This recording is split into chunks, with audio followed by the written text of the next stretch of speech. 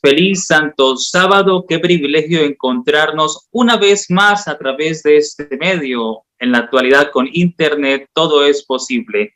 Y les deseo un feliz santo sábado, que Dios pueda acompañarles en este maravilloso día del Señor, un día que Dios dejó para que nosotros pudiésemos descansar y deleitarnos en las cosas celestiales. Bienvenidos a la sexta entrega de Misión 1888. Es un privilegio darles la apertura a lo que va a ser la transmisión del día de hoy.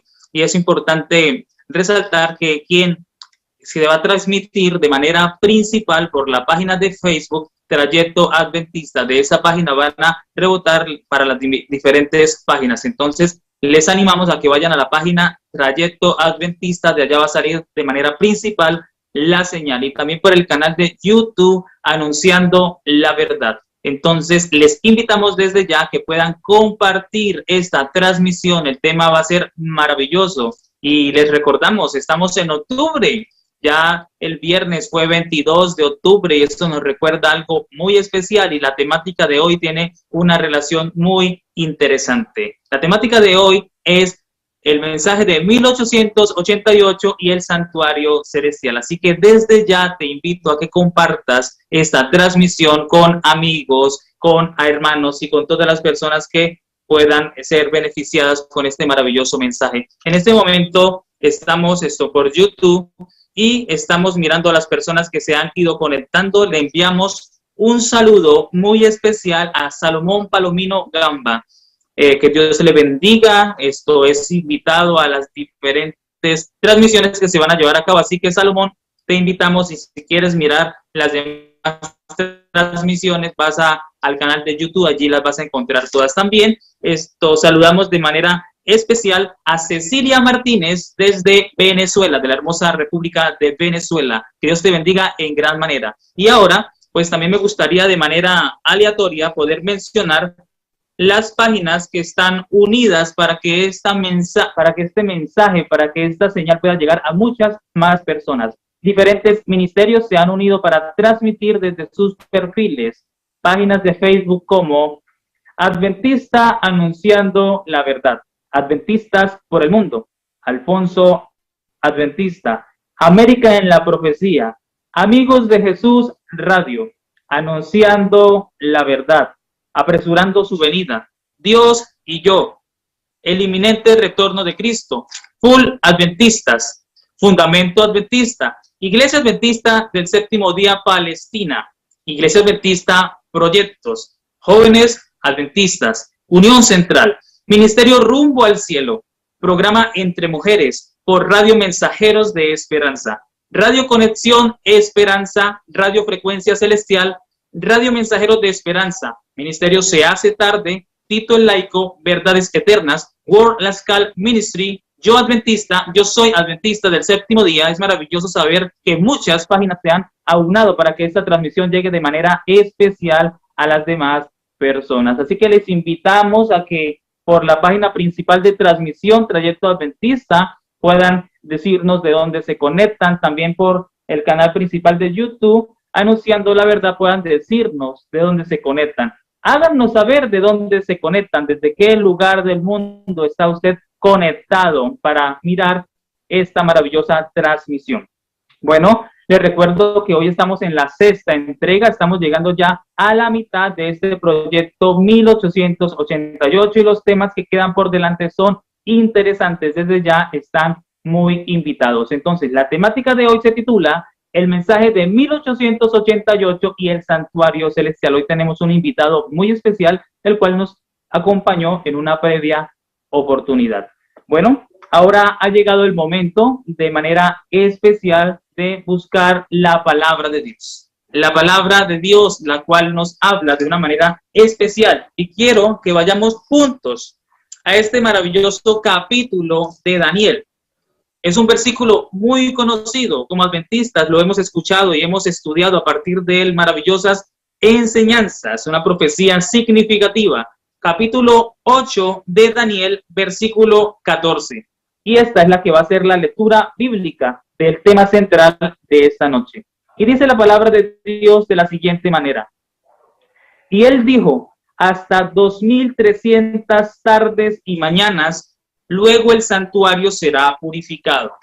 ¿Será importante el santuario? ¿De qué manera Dios nos ha dejado esos maravillosos mensajes para que nosotros podamos vincularnos a la palabra de Dios? La sierva del Señor también nos dice que vamos a ser pesados en la balanza del santuario. Y Evangelismo, página 165, párrafo 2, nos dice que la correcta comprensión del ministerio del santuario celestial es el fundamento de nuestra fe. Así que es maravilloso este tema y les invito a que podamos estar aquí atentos. Recuerden que este tema va a quedar grabado para que usted tenga la oportunidad de repasarlo e ir minuto a minuto y ir tomando los respectivos apuntes porque son temas de gran bendición. También pueden comunicarse con nosotros para las personas que quisieran obtener las diapositivas, ese material de estudio para que también puedan tener un estudio eficaz y puedan también reproducir esta información a sus amigos, a sus hermanos. Bueno, y vámonos una vez más al canal de YouTube. Háganos saber desde dónde se conectan, apreciados hermanos. Aquí tenemos a esta hora de la noche, tenemos a Alfies Scar. Dice que feliz sábado, hermanos, que Dios les cuide. Qué maravilloso mensaje de 1888, dice. Más abajo dice Carlos Vera, desde Argentina. Mira que ya varios países se han vinculado a esta transmisión. Y también es importante manifestarles que al final de la exposición del orador de esta noche, como es habitual, va a haber un segmento de preguntas y respuestas donde se van a clarificar algunas inquietudes, cuestiones o dudas en relación al mensaje de 1888 y el santuario celestial, o de pronto si quisiéramos o si quieren ampliar algún concepto relacionado con la temática. Una vez más, bienvenidos a esta sexta entrega de Misión 1888. Acomódense allí donde se encuentran para estar atentos a esta transmisión. Ahora ha llegado un momento muy especial, un momento donde nuestra mente se conecta con el cielo, un momento donde invocamos la presencia de Dios para poder elevarnos al trono de la gracia, donde siempre podemos adquirir socorro, en los brazos del Señor Jesús, donde siempre vamos a obtener un maravilloso refugio. Así que vamos a tener un momento de oración. Así que allí donde te encuentras, en tu casa, camino a casa, yo sé que en este momento en muchos lugares aún no ha llegado el Shabbat, aún no se ha puesto el sol, así que muchos irán pues para sus hogares también. Les invito a que hagamos una pausa y vamos a hacer una oración muy especial. También les recuerdo que en la caja de comentarios de la página Trayecto Adventista o del canal de YouTube Anunciando la Verdad, pueden colocar su pedido de oración. También lo vamos a recibir. Tenemos un departamento de oración que va a estar al tanto de esas solicitudes para tenerlas muy en cuenta. La palabra de Dios dice que la oración eficaz del justo puede mucho y es importante orar los unos por los otros. Así que en este orden de ideas les invito a que inclinemos el rostro y vamos a hablar con nuestro Señor y Dios. Querido Padre, gracias por tu amor, misericordia y cuidado que es inescrutable, indescriptible, insondable, oh Señor. Gracias por la oportunidad de descansar en este, tu santo día. Gracias, Señor, por dejarnos ese maravilloso precepto de tu amor. Hoy, Señor, estamos reunidos desde diferentes lugares del mundo con el ánimo de honrar y glorificar tu nombre. Con el ánimo, Señor, de guardar este Shabbat, el cual tú nos dejaste por tu gran misericordia. Y hoy, Señor, de manera especial colocamos esta transmisión, que tú puedas dirigirla, que tú puedas ser el guía, el orientador, el que pueda conducir, Señor, cada palabra en esta noche. Y ahora colocamos en tus manos de manera especial al ministro, al siervo tuyo que has escogido, Señor, para trazar tu palabra. Que no sea él el que hable, sino que seas tú utilizando su voz para que ese mensaje pueda llegar a nosotros, que pueda exhortarnos, amonestarnos y darnos esa luz que necesitamos para cada una de nuestras vidas, Señor. Lo colocamos en tus manos, que tu Santo Espíritu pueda asistirlo de manera especial y que tu atmósfera celestial pueda circundar nuestras almas. Gracias por escucharnos y anhelamos que tú, oh Señor Jesús, seas el invitado especial en esta noche. Todo esto te lo rogamos en el nombre de Jesús. Amén. Bueno, ya habiendo tenido la lectura bíblica, que quiero que la tengan muy presentes, que a partir de ella se va a desarrollar el estudio de esta noche, ya solicitamos la aprobación de nuestro Señor y Dios. Él es maravilloso, Él es el que ayuda a que esta señal pueda transmitirse. Nada de lo que hagamos se puede llevar a cabo sin la gracia y la facultad de nuestro Señor y Dios. Así que les invitamos que de manera especial, en un orden de tiempo, coloquen sus preguntas en relación al tema. Al final será importante para nosotros poder considerarlas para poder desarrollarlas en ese segmento. Bueno, ahora ha llegado un momento muy especial. Vamos a tener el momento de la exposición. La persona que nos va a acompañar hoy es el teólogo José Miguel Alarcón. Él tuvo la oportunidad de acompañarnos en una oportunidad previa. Antes ya nos ha acompañado en el tema, que les invito de una vez que busquen acá en YouTube y en las páginas donde están escuchando esta transmisión, ese mensaje que tuvo anteriormente, el verdadero mensaje de 1888. Y hoy va a tener la temática, el mensaje de 1888 y el santuario celestial. Así que de manera especial y cordial les doy una bienvenida a José Miguel Alarcón. Muy buenas noches, feliz Santo Sábado. Muy buenas noches, Lorenzo, y bueno, a cada uno de nuestros hermanos y hermanas que nos van a acompañar en este estudio, ¿no? Durante estos momentos en que vamos a estar juntos. Y tal como lo señalaba Lorenzo, nuestro objetivo es poder conectar el mensaje 1888 con el mensaje del santuario, ¿no? La verdad del santuario, la realidad del santuario, porque es más que una doctrina, es una realidad y es la base justamente de nuestra fe, y todo lo que nosotros investigamos, estudiamos, tiene que ser bañado, iluminado por esta gran verdad que Dios nos ha otorgado, ¿no? Como pueblo adventista. Entonces esa es la finalidad. Bueno, y justamente estamos en un día emblemático, ¿no? Estamos conmemorando, no el chasco, porque chasco, bueno, ocurrió chasco, porque hay diversas perspectivas, sino que en realidad 1844 recordar la luz que Dios le entregó al pueblo adventista, ¿no? La misión, la luz, la verdad, el mensaje, la preparación, que está muy en consonancia con el mensaje de 1888, que no es algo tampoco nuevo. O sea, 1844, 1888 están conectados. Están conectados, y hay que conectarlos. No a la fuerza, sino porque las verdades que Dios entregó, la apertura, la comprensión del tema del santuario celestial y su correlato acá en la tierra con el pueblo de Dios está en estrecha relación con el mensaje de 1888. Por eso, si comprendemos claramente entonces el tema y el capítulo y el versículo clave que fue leído, Daniel 8:14, ¿no? Hasta 2300 tardes y mañanas, luego el santuario será purificado, nos vamos a dar cuenta que ese mensaje cruza el mensaje de 1888, lo cruza y llega hasta nuestros días. O sea, no se acaba, no se ha agotado, porque esa obra describe la obra de Cristo, la última expiación, ¿no? La expiación final de Cristo en el santuario celestial, y como lo había señalado anteriormente, y lo vamos a ver a continuación, en conexión con lo que está realizando el pueblo acá en la tierra. Así que no es santuario celestial, pero obviamente nosotros no estamos en el cielo, estamos en la tierra. Entonces, este mensaje del santuario celestial tiene que ver con nosotros, tiene que ver con nuestro pueblo, y eso es lo que vamos a ver a continuación. Y de qué manera lo podemos conectar cuando ya estuvimos hablando del verdadero mensaje de 1888, que fue nuestra anterior entrega, y con el tema anterior también, donde se puso justamente el tema de la justificación por la fe y la cruz. O sea, todo esto está conectado, ¿no? Y el santuario debiera a cada uno de nosotros iluminar nuestra comprensión y profundizar más sobre estos puntos.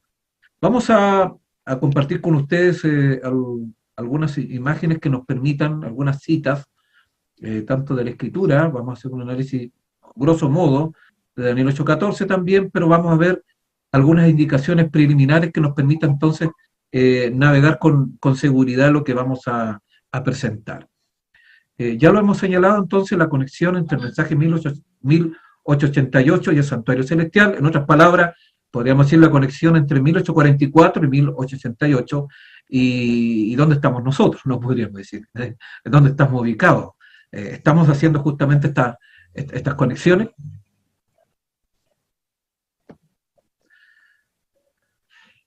Hay claramente advertencias al respecto, ¿no? Satanás está luchando continuamente para sugerir suposiciones fantásticas, ¿no?, con respecto al santuario. Hay mucha capacidad inventiva en el ser humano, y nosotros como pueblo de Dios, a través de nuestra historia, hemos tenido varios inventores.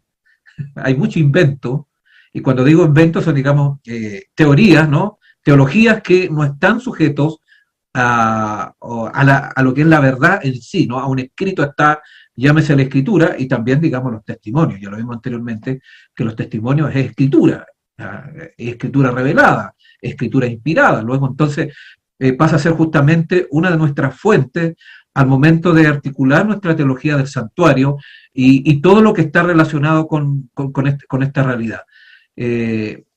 Elaboraciones, miles, pero particularmente uno podría centrarse, no voy a ahondar en esto porque es para otro tema, particularmente en lo que tiene que ver con la apostasía alfa y la apostasía omega. Claramente, digamos, estas dos apostasías que tienen que ver con nosotros, porque nosotros no estamos en el alfa, sí estamos en el omega. De ahí podemos entrar si ya el omega está, muchos dicen que ya está, otros no está, pero en realidad el alfa ya comenzó ya, hace rato. Y tanto el alfa como el omega tienen que ver justamente con un ataque directo al tema del santuario. O sea, el enemigo, bueno, no solamente desde el origen mismo, ¿no?, de que comienza el mal, el ataque comenzó en el santuario celestial. No olvidar, ¿no? La rebelión fue en el santuario celestial. Así que en ese sentido, el santuario siempre ha sido objeto de ataque por el enemigo, desde el inicio mismo del misterio de la iniquidad hasta nuestros días. Así que no nos debe sorprender entonces de por qué a veces hay tantas ideas extrañas dentro de nuestra iglesia, ideas ajenas a lo que Dios nos entregó y que son agradables, que son atractivas y que son amadas por quienes las proponen. Porque normalmente es así, cuando uno propone ideas, uno ama las ideas que propone, ¿no? Uno ama los inventos que uno hace, ¿no? La obra, ¿no? Cuando uno hace un dibujo, bueno, cuando uno era pequeño dibujaba, uno amaba lo que dibujaba. Entonces, es la tendencia humana general. Por eso cuesta salir de ideas erróneas que uno ha elaborado por ese apego. Pero acá el Señor nos invita, y eso es importante, de dejar que la luz del cielo revelada en la Escritura, en los testimonios, nos pueda mostrar con claridad la posición con respecto a este tema. El tiempo transcurrido, dice el Espíritu de Profecía en 1844, fue un periodo de grandes eventos, y acá viene una cosa interesante, ¿no? Y esto ya en la parte preliminar, el White hace la conexión, la purificación del santuario, que se llevaba a cabo en el cielo, tuvo una decidida relación con el pueblo de Dios sobre la tierra. Esa es la verdadera manera de presentar el santuario. Tendemos nosotros a ser unilateral en nuestra forma, o nos quedamos en el cielo, y algunos, aunque es menor eso, no he visto tanto desarrollo en esa idea, o nos quedamos solamente en las implicancias para el pueblo de Dios en la tierra.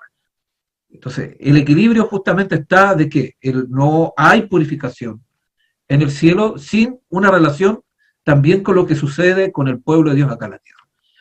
Y el espíritu de profecía claramente lo establece desde sus primeros inicios, ¿no? Dice claramente, cuando hablamos del santuario celestial, eso también tiene relación con lo que sucede con el pueblo de Dios en la tierra. Y con eso, digamos, conecta también otro tema importante, ¿no? El mensaje del primero, segundo y tercer ángel. Hay una conexión en estos tres mensajes angélicos, y es interesante que el estandarte de todo eso tiene que ver con los mandamientos de Dios y la fe de Jesús. La ley de Dios, los mandamientos de Dios son gravitantes en la comprensión de estas verdades. Saquémonos de nuestra cabeza de que hablar de la ley es legalismo, ¿no? Eso son cosas que nos han metido en la cabeza y eso no es Dios. La ley de Dios siempre ha estado parada, siempre ha estado vigente de Dios. El tema no es la ley de Dios. Cuando hay una doctrina, cuando hay una enseñanza que disminuye la importancia de la ley de Dios, tengamos cuidado, mi estimado hermano y hermana. Estamos en el precipicio. Y eso ha pasado, digamos, con el pueblo de Dios a través del tiempo. Los mandamientos de Dios y la fe de Jesús debe permanecer en alto. Algunos pueden decir la fe de Jesús, la fe en Jesús, es prácticamente la misma implicancia, ¿no?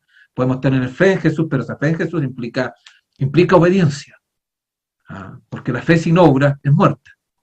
O sea, claramente, digamos, la fe, y uno también lo puede ver en el mismo apóstol Pablo cuando habla de la obediencia de la fe, la obediencia al Evangelio, también está dentro del lenguaje paulino. No es que se le haya ocurrido a Ellen White hablar de los mandamientos de Dios y la obediencia como un elemento gravitante en el tema de la purificación, de la expiación, de la salvación. No, es parte de los pensadores bíblicos, de los escritores bíblicos, incluyendo de Pablo, ¿no? Que muchos creen que Pablo habló de una justificación nominal, como dice Ellen White. No habló de justificación nominal, muy por el contrario. Entonces, visto en el cielo entonces por su pueblo, amante de la verdad, y el arca que contenía la ley de Dios.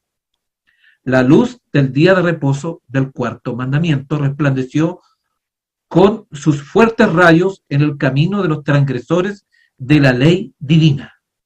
La inmortalidad de los malvados es un antiguo hito. No puedo recordar nada más que pueda colocarse bajo el título de los hitos antiguos. No, acá está hablando claramente de cuáles son nuestros pilares, ¿no?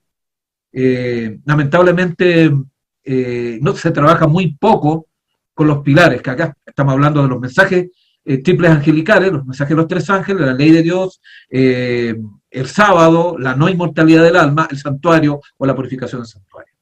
Ahí están las bases, los basamentos, para poder entonces articular nuestro mensaje y poder entonces a través de ello iluminar nuestra comprensión, nuestro estudio de la Escritura. Si nos olvidamos de estos anclajes, si nos olvidamos de estos pilares, entonces vamos a tener serios problemas al momento de elaborar nuestra doctrina y vamos a buscar otros paradigmas, otros pilares. Bueno, de paso, eso ha hecho el enemigo también dentro de nuestras filas. De una u otra manera han penetrado a esos paradigmas evangélicos, paradigmas católicos, paradigmas judíos inclusive, ¿no? Dentro del judaísmo, para poder entender el tema del santuario.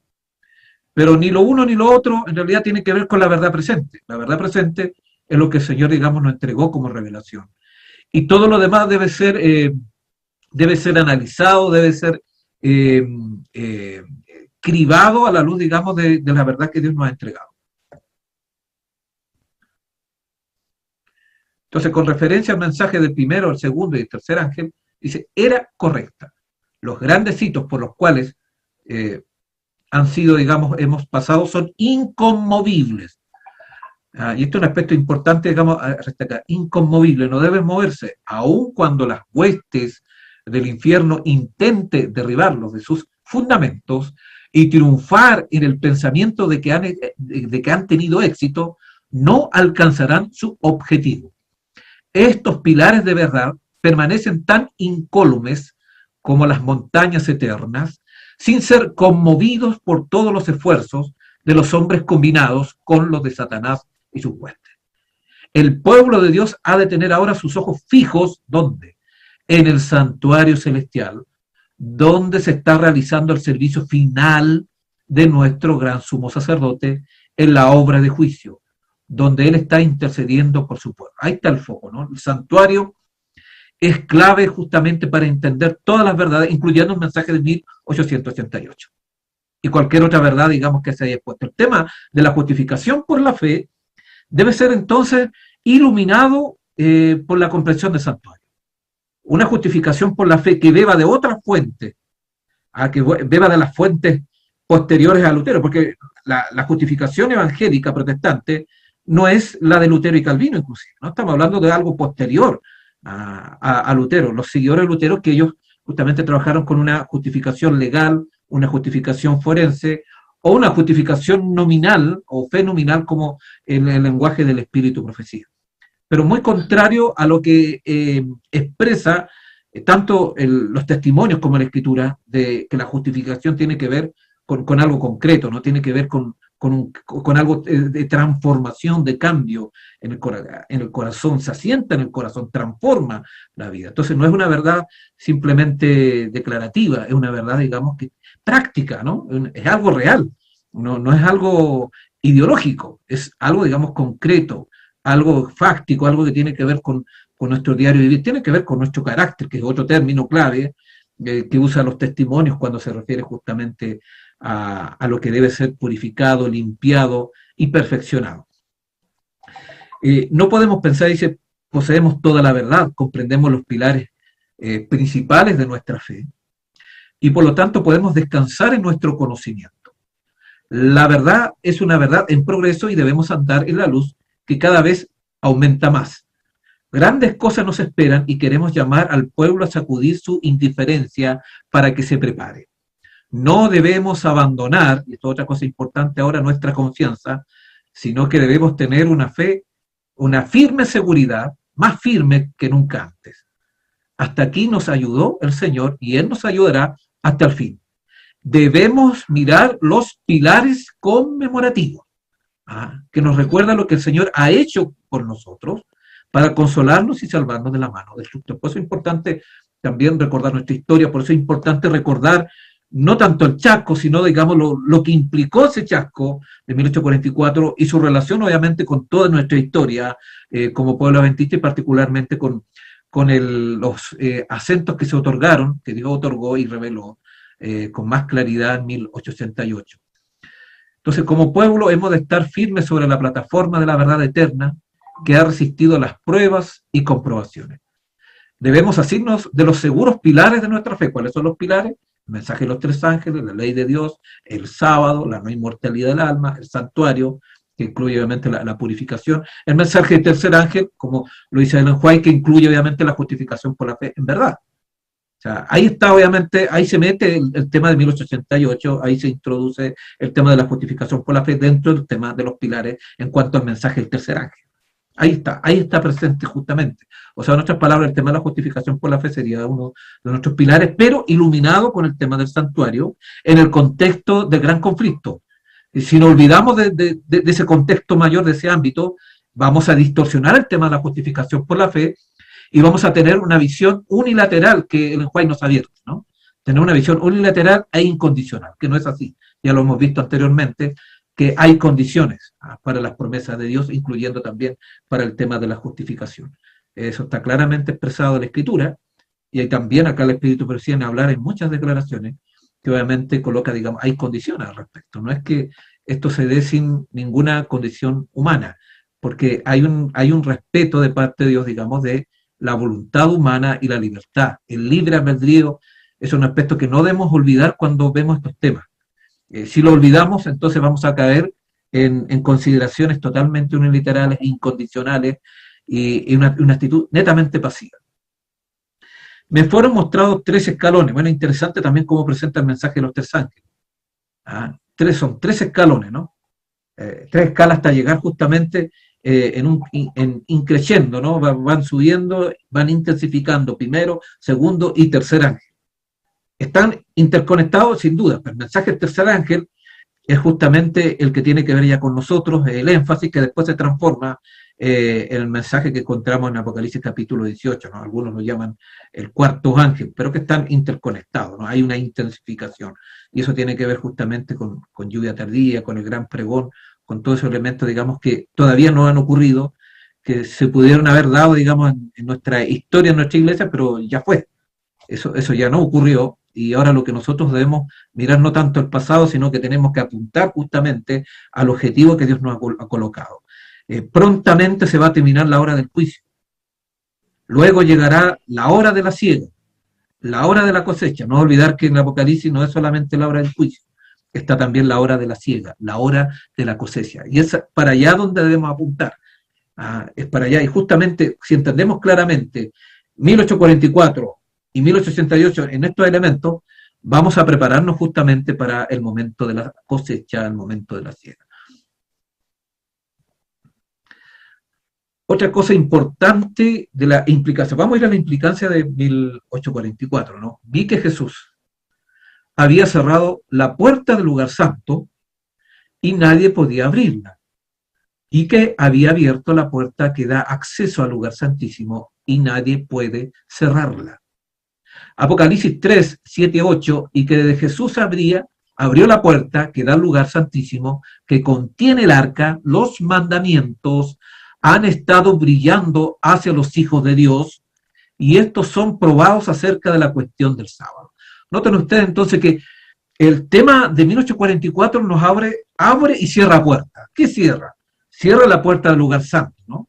Con todo lo que ello implica, o sea, las verdades o las verdades presentes, ¿no? que estaban anteriormente para los grandes, las grandes lumbreras, los grandes campeones de la Reforma, obviamente ya no son para nosotros. Eso fue. Ahora el Señor nos ha dado una luz mayor, una mayor comprensión, porque la luz es progresiva, la comprensión a través del tiempo es más amplia, por eso la luz que Dios le otorgó a los profetas con respecto a Moisés fue mayor. ¿Ah? Los profetas tuvieron mayor claridad, no hubo contradicción, porque es una cosa que haya mayor claridad, más luz, y otra cosa distinta que haya contradicción. La Biblia no se contradice, los testimonios tampoco. Es una cosa importante. Entonces, cuando hablamos de progresión de esa luz, lo estamos hablando, digamos, en términos que es de una mayor comprensión, de una amplificación de esa luz. Y en este sentido, entonces, ¿qué sucede? Que al Señor, al cerrar la puerta del lugar santo y al abrir la puerta del lugar santísimo, ¿qué es lo que está realizando? ¿No? Está realizando una obra de intensificación, de comprensión. Dios empieza entonces a entregar más luz. Bueno, de hecho, levanta el espíritu profecía, que está interconectado con el mensaje del tercer ángel. Y levanta el espíritu profecía, así como lo levantó en la antigüedad con los profetas canónicos. Y eso es un aspecto importante a recordar. Lo levantó justamente ¿para qué? Para amplificar, para entregar, digamos, especificaciones para el tiempo que estamos viviendo, no contradiciendo la escritura, muy por el contrario, siempre en consonancia, siempre en concordancia, pero una luz, digamos, más amplia que nos permite entonces declarar justamente que ahora estamos en la era del lugar santísimo. Luego entonces nuestra teología debe ser esa teología que se abra, ¿no? Y debemos primero nosotros, individualmente como personas, entrar al lugar santísimo. Y nuestra teología, entonces, nuestro mensaje debe ser iluminado por el Santísimo, que tiene, digamos, una intensificación mayor. Entonces, las verdades para el pueblo adventista se entienden y se localizan, ¿no? A la luz del Santísimo. Si nos olvidamos de este punto, obviamente vamos a caer en la tentación, como se ha caído y se está cayendo, de abrir la puerta del lugar santo, con todo lo que ello implica, ¿no? De volver atrás, de ir a aspectos, digamos, de que ya no tienen nada que ver con nosotros, y en vez de capturar quizás lo más importante, rescatar lo bueno de los antecesores. Normalmente cuando vamos a la historia evangélica, a la historia protestante, en vez de rescatar lo bueno, rescatamos, digamos, lo erróneo, y lo traemos a nuestra iglesia, y eso es perjudicial, y eso está pasando, ¿no? Una comprensión equivocada de la justificación por la fe es la que actualmente se está dando dentro de nuestra fila, y eso se diría justamente por ir a las fuentes protestantes, principalmente, y buscar, digamos, elementos que son erróneos, en vez de los correctos, porque Lutero y Calvino inclusive tuvieron elementos acertados con el tema de la justificación por la fe, pero también al mismo tiempo cosas que no comprendieron en su momento.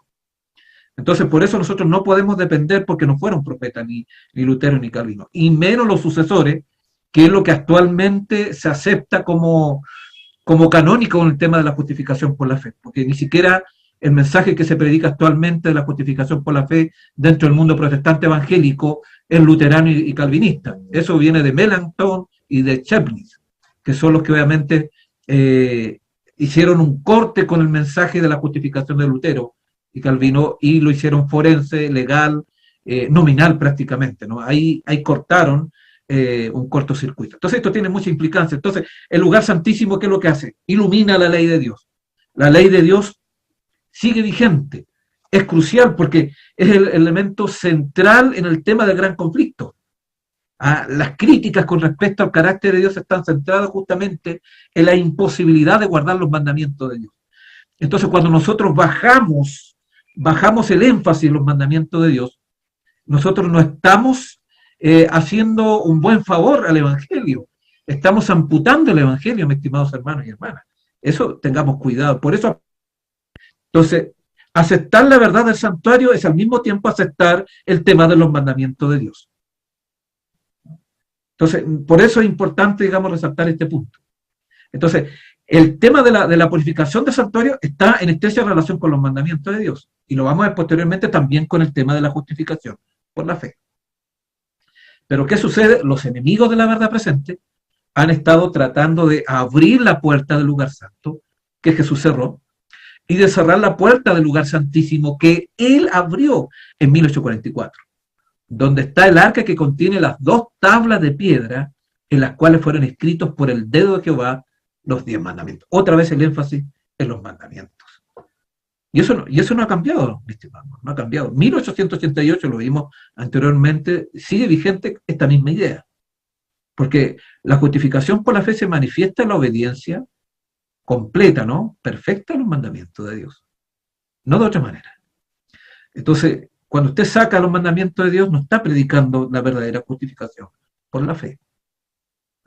Cuando usted, digamos, no usa el lugar santísimo como ampolleta, ¿no? Como farol que ilumine el estudio, no vamos a llegar a una comprensión adecuada, iluminada. Entonces, y acá vienen entonces declaraciones, porque es importante el tema santuario. Algo también lo habíamos leído nuestro hermano Lorenzo, ¿no? La correcta comprensión del ministerio del santuario celestial es el fundamento de nuestra fe. No es cualquier otra cosa, ¿no? Es el fundamento. Por eso hay que entender bien este tema. No pretendemos, digamos, en este estudio abordar todas las aristas, todos los elementos que están involucrados. Solo queremos hacer, digamos, algunas conexiones importantes que les puedan permitir a cada uno de ustedes seguir estudiando, profundizando, haciendo las conexiones y utilizando el santuario, digamos, como fundamento, ¿no? Y el fundamento, ¿qué significa? Son las bases, ¿no? Son los principios, son las presuposiciones, son los supuestos, es el paradigma. Son nuestros, como lo tengo acá, nuestros lentes. Yo sin estos lentes no puedo leer. Entonces, igual sin el santuario no podemos tener una lectura correcta de las verdades de las Escrituras, no podemos tener una lectura correcta de nuestra historia, no podemos tener una lectura correcta de los pasajes complejos de las Escrituras. De ahí entonces que otro aspecto importante que está enlazado es que el pueblo de Dios debería comprender claramente el asunto del santuario. Y otra cosa que está muy conectada del juicio investigador. Eso, digamos, es muy importante esclarecer. Otra cosa importante, todos los que han recibido la luz sobre estos asuntos deben dar testimonio de las grandes verdades que Dios les ha confiado. El santuario en el cielo es el centro mismo de la obra de Cristo en favor de los hombres. ¿Cuál es el centro? Acá, obviamente, no está hablando de ningún otro centro. Nosotros de repente, yo he escuchado otro centro, pero acá dice, ¿cuál es el centro? El centro, el santuario celestial en el cielo, es el centro mismo de la obra de Cristo en favor de los hombres.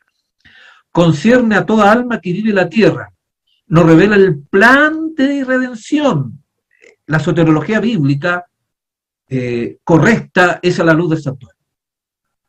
La soteriología me refiero a la doctrina de la salvación, ¿no? Esa es la soteriología teológicamente hablando. Entonces, la doctrina de la salvación, si no es iluminada por el santuario, es una doctrina errada, equivocada. No es verdad presente, es cualquier otra cosa, menos la verdad para este tiempo. Y no es que esta verdad por este tiempo sea distinta a la antigua, y lo vamos a ver posteriormente, la verdad de Dios siempre ha sido la misma, no ha cambiado. Las condiciones siempre han sido las mismas. No hay diferencia entre el Antiguo y el Nuevo Testamento. Las diferencias las establecieron los seres humanos, pero el Señor no cambia en ese sentido, ¿no? Siempre las condiciones han sido las mismas. Entonces, nos conduce hasta el fin mismo del tiempo, y eso tiene que ver con la escatología, ¿no? Otra cosa, cuando nosotros estudiamos Daniel y Apocalipsis, ¿no? Cuando se estudian las profecías, deben ser iluminadas por el tema del santuario. Y con la soteriología del santuario, porque la finalidad de estudiar Daniel y Apocalipsis no es hacer una exhibición de estructuras literarias, por muy útil que puedan ser, no es hacer una exhibición de datos históricos, sino que el objetivo es moral. Hay un propósito moral en la profecía de Daniel y Apocalipsis. Y esa está en estrecha relación justamente con los elementos que están relacionados con la purificación del santuario. Y con el tema también de la justificación con la fe que están conectadas. Entonces, cuando uno estudia estos libros, debe tener justamente claro que nos revela una soteriología, una doctrina de la salvación, pero nos conduce justamente, nos debe conducir al tema del fin del tiempo, que es la escatología, los eventos finales, y anuncia el triunfo final de la lucha entre la justicia y el pecado, el tema del gran conflicto. O sea, interesante que el santuario entonces nos arroja estos tres componentes muy claros, ¿no? Nos clarifica el tema de la salvación porque tiene que ver con la salvación. Y es triste ver de repente el santuario dentro de nuestras doctrinas lejos del tema de la salvación. El santuario usted no lo puede colocar, el santuario debe pertenecer justamente a nuestra experiencia de la salvación. Acá claramente lo expresa el espíritu de profecía. Y para el pueblo de Israel era un tema soteriológico también. O sea, el santuario siempre ha tenido que ver con el tema de la salvación. No sé, ¿en qué momento nosotros dejamos abandonado el santuario solo en otra área de estudio? Y nada más incorrecto, ¿no? Nada más tan desfocalizado. Hay que refocalizar, mis estimados hermanos y hermanas. Tenemos que volver entonces a mirar la salvación a la luz de la lente del santuario, mirar la escatología, el estudio profético de Daniel Apocalipsis a la luz del santuario, y el tema del gran conflicto conectarlo entonces, entender el tema del pecado y el tema de la justicia a la luz justamente de toda esta hermosa verdad que el Señor nos ha revelado como pueblo adventista. Esa es la manera correcta, entonces, de hacer teología adventista. Esa debe ser, digamos, la forma, ¿no?, de hacer las conexiones. Y el Señor, si siguiéramos ese derrotero, que es antiguo, no es que lo haya descubierto, acá nadie ha descubierto esto, está antiguo, eso está expresado, solo que no hemos olvidado o hemos descuidado este punto, y es por eso, digamos, de que estamos trastabillando en los temas teológicos. Hay confusión en muchos puntos, porque no estamos colocando nuestros ojos en el santuario. El asunto del santuario fue la clave que aclaró el misterio del engaño de 1844. Entonces, ahí hablamos anteriormente, por eso no es un mero chasco lo que sucedió en 1844. El 22 de octubre no es un chasco simplemente. Fue algo más, es algo mayor, ¿no? Fue un momento de prueba para ver la fidelidad de aquellos que se estaban preparando justamente para esa presunta segunda venida, que no fue obviamente, pero lo que Dios estaba preparando justamente era un cambio maravilloso de escenario en el lugar, en el santuario celestial, y la preparación de un pueblo entonces para que fuera trasladado, que fuera parte justamente de un grupo privilegiado que aparece en Apocalipsis 14, ¿no? Un grupo de los 144.000. O sea, el objetivo entonces fue preparación, el objetivo de entregar estas verdades, preparar a la última generación, y no lo digo acá solamente en son teológico, ¿no? Porque es última generación, nosotros somos el último pueblo adventista, somos el remanente escatológico. Más que hablar de una postura teológica de la última generación, en realidad somos un grupo. La iglesia adventista surge como última generación. Dios la levanta, ¿no? Tal cual lo podemos encontrar en Apocalipsis capítulo 12, versículo 17, ¿no? Cuando dice el dragón se llenó de ira y se fue a hacer guerra contra el resto de la ascendencia de ella, ¿no? Los que guardan los mandamientos de Dios y la fe de Jesús. Ya, nosotros surgimos, somos el último grupo, la última generación, o la generación final, como quieran llamarlo ustedes, pero estamos hablando del mismo fenómeno, del mismo pueblo, del mismo grupo. Y entonces, el santuario fue clave entonces aclaró el misterio del engaño, reveló un sistema de verdades que formaba un conjunto armonioso. O sea, es un sistema, el santuario nos permite entonces tener un sistema, y un sistema es algo ordenado, es algo coherente, y eso es importante a veces porque nuestras creencias no son tan coherentes, o nuestras teorías teológicas no son coherentes, o nuestros discursos no son coherentes, porque obviamente no buscamos el verdadero pegamento para estas verdades, y el pegamento lo encontramos en el santuario, ¿no? El adhesivo que nos permita justamente tener un sistema armonioso es justamente el santuario. Y ahí entonces donde nosotros debemos colocar nuestros ojos, ¿no? Este asunto arroja gran luz sobre nuestra posición, nuestra obra actual, y nos da una prueba irrefutable de que Dios nos ha dirigido en nuestra experiencia pasada. O sea, cuando nos olvidamos del tema del santuario en toda su magnitud y amplitud, entonces es muy fácil ceder y perder nuestra identidad como pueblo, ¿no? Nuestra identidad debemos recogerla en el santuario. Es momento de recoger estas verdades que han sido olvidadas y ahí reconstruir nuestra identidad como pueblo adventista. Porque hemos estado recogiendo otras cosas para formar nuestra identidad.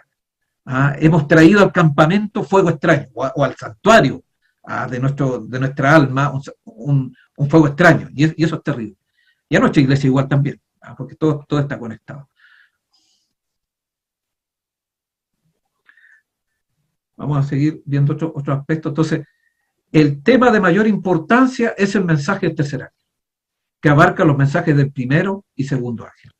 Todos deben comprender las verdades contenidas en estos mensajes y demostrarlas en la vida cotidiana, porque esto es esencial para la salvación. O sea, la salvación debe ser iluminada con el mensaje de los tres ángeles, y particularmente con el tercero, y esta a su vez entonces con el tema del santuario, que es el elemento mayor que nos permite tener, digamos, un elemento más amplio en la comprensión.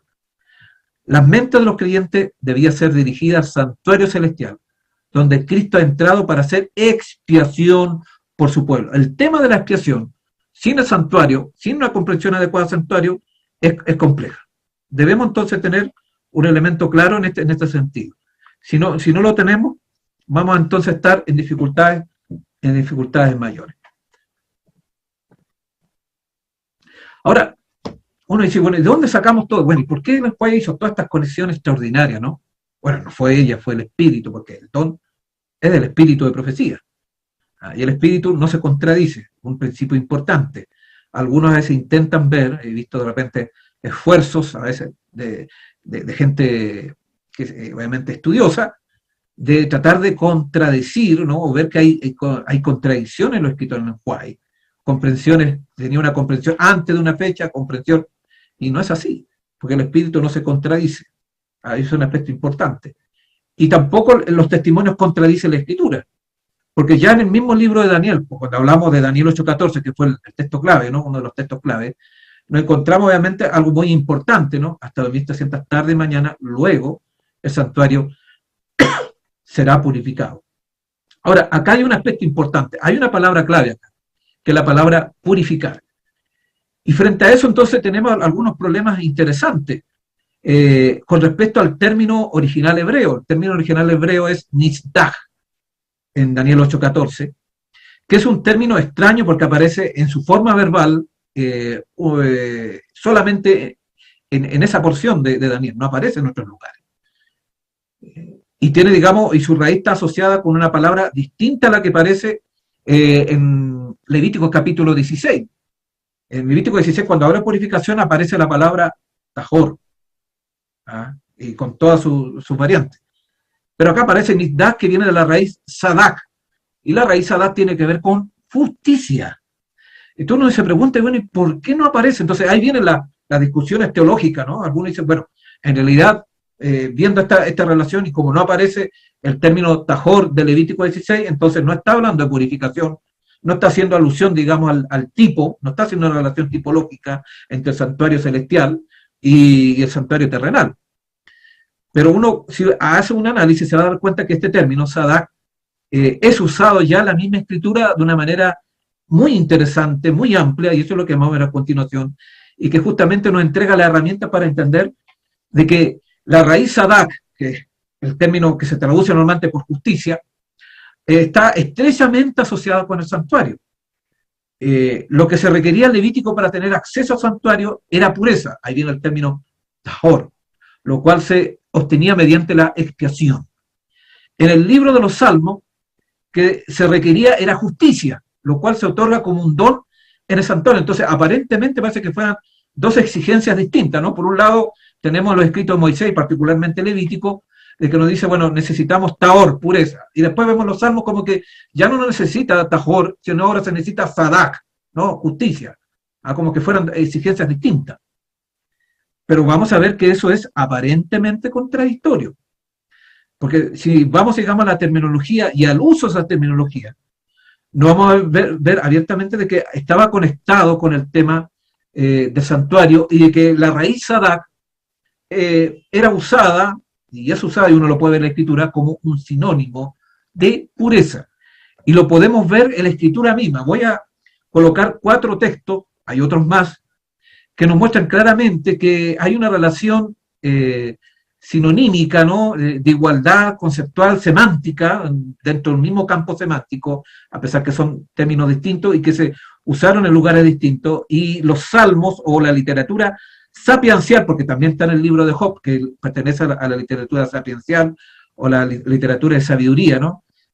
Junto a los salmos, proverbios, bueno, Eclesiastés, estamos viendo justamente esa relación, y acá encontramos justamente de que hay una conjugación, ¿no? Una relación, una conexión entre ser justo y ser limpio. Veamos Job 4:17, dice, ¿será el hombre más justo que Dios? Ahí la raíz ustedes pueden ver en el primer dístico, en la primera línea de en este paralelismo, la poética hebrea se maneja en estos términos, ¿no? Con un paralelismo, donde hay paralelismo en este caso a veces antónimo y a veces sinónimo, a veces constructivo. En este caso los paralelismos son sinónimos. Ustedes pueden ver, ¿será el hombre más justo, Sadak, Daniel 8:14, que Dios?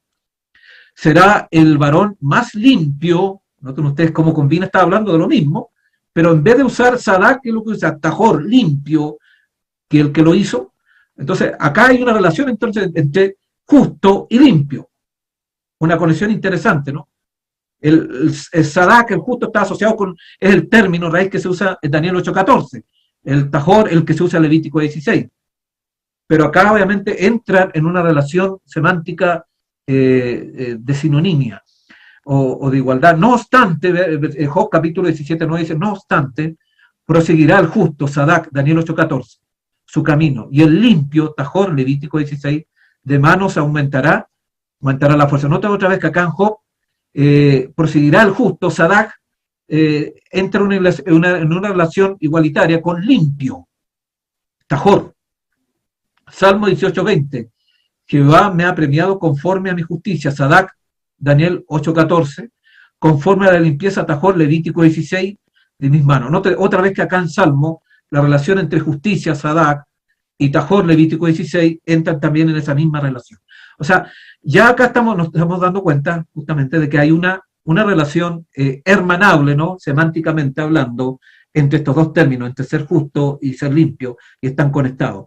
Y esto ya nos está dando, entregando las luces de por qué en Daniel 8:14 entonces se usa Sadak, ¿no? La raíz Sadak y la forma de hablar, digamos, de Nisdak y no Tajor. Porque acá nos estamos dando cuenta que el término Sadak es más amplio, ¿no? El término Sadak, justicia, implica el término también limpieza. Y el término limpieza por sí solamente no incluye el término justicia. Entonces, el Señor en su sabiduría le entregó sabiduría, iluminación a Daniel para que utilizara un término omniabarcante, un término más amplio, obviamente que involucrara tanto la purificación como la justificación. Y lo podemos ver también acá en Salmo 51:4, dice, contra ti, solo he pecado y he hecho lo malo delante de tus ojos para que sea reconocido justo, otra vez acá, Daniel, ¿no? De Daniel 8:14, la misma palabra, Sadak, y en tu palabra, y tenido por puro, la que usa Levítico 16 para el día de la expiación, Tajor. Entonces, no hay contradicción, entonces Daniel obviamente usó el término será purificado, y que perfectamente puede ser traducido, será justificado, será vindicado, será restaurado, será colocado, digamos, en el lugar adecuado, no está desubicado, sino en el lugar, digamos, correspondiente, será completo, hasta perfecto, hasta ese término, pero eso lo vamos a estudiar en otro momento. Tiene varias implicancias justamente, y es un término entonces que implica que tiene una visión mayor. Entonces la purificación del santuario, de por qué está relacionado justamente con purificación y con justicia, que obviamente se conectan dentro de la obra del Espíritu de Profecía, diría justamente de una clara comprensión que tuvo Ellen White, no conociendo los idiomas bíblicos. Pero el Espíritu Santo está por sobre esas cosas y le entregó, digamos, una certeza en las conexiones que ella realizó justamente entre la purificación y la justificación, que no son dos cosas aisladas, sino que están en un mismo campo semántico, y en ese sentido nosotros como adventistas tenemos una comprensión mayor. Entonces la justificación por la fe está relacionada con el tema de la purificación del santuario. Y eso, digamos, lo va a gatillar otras cosas más que nosotros podemos encontrar más adelante. Entonces, toda la ceremonia, si uno va a Levítico, toda la ceremonia estaba destinada a grabar en los israelitas la santidad de Dios y su odio al pecado. O sea, el ritual israelita tiene que ver justamente con qué? Con el odio al pecado, no con amar el pecado. O sea, el pecado es un intruso, no tiene nada que ver con el creyente. Entonces el santuario está en estrecha relación justamente con el tema de la ley y con el tema del pecado. Si no hubiera pecado, el santuario no existiría. No, o sea, acá el ritual del santuario en el Antiguo Testamento no hubiese existido, y tampoco Cristo hubiese asumido su labor de purificación en el santuario celestial y particularmente en el lugar santísimo. Porque el objetivo siempre ha sido el mismo, ¿no? La santidad de Dios, ¿no? Buscar, grabar en los israelitas la santidad de Dios y en nosotros también, ¿no? Y el odio al pecado. Y si el santuario, la verdad, el santuario no está logrando eso, la santidad de nuestra vida y el odio al pecado, no está cumpliendo su propósito. Entonces, el santuario no es para hacer tampoco un despliegue. A veces nosotros nos quedamos en elementos inertes, ¿no? En la simbología, nos quedamos, digamos, en los mobiliarios que pueden tener, digamos, una enseñanza muy interesante y podemos enriquecer el estudio del santuario sin duda. Pero si nos quedamos solamente con el mobiliario, si nos quedamos solamente con la tipología, con la estructura, con el tipo, con el antitipo, y nos vamos más allá, que el objetivo siempre fue que llevarnos de grabar justamente en nuestros corazones la santidad de Dios y el odio del pecado, entonces no va a cumplir su objetivo. De ahí entonces de que el día de la expiación se requería que todos afligiesen sus almas mientras se celebraba esa hora de expiación. Debía dejarse de lado toda ocupación y toda la congregación de Israel debía pasar el día en solemne humillación ante Dios, con oración, ayuno y profundo escudriñamiento del corazón. Ese era el objetivo. Ese era el objetivo claro. No debía ser de otra manera. Había que profundizar. Era un día entonces de afligir. Era un día de purificación, no solamente del edificio, sino también del pueblo de Israel.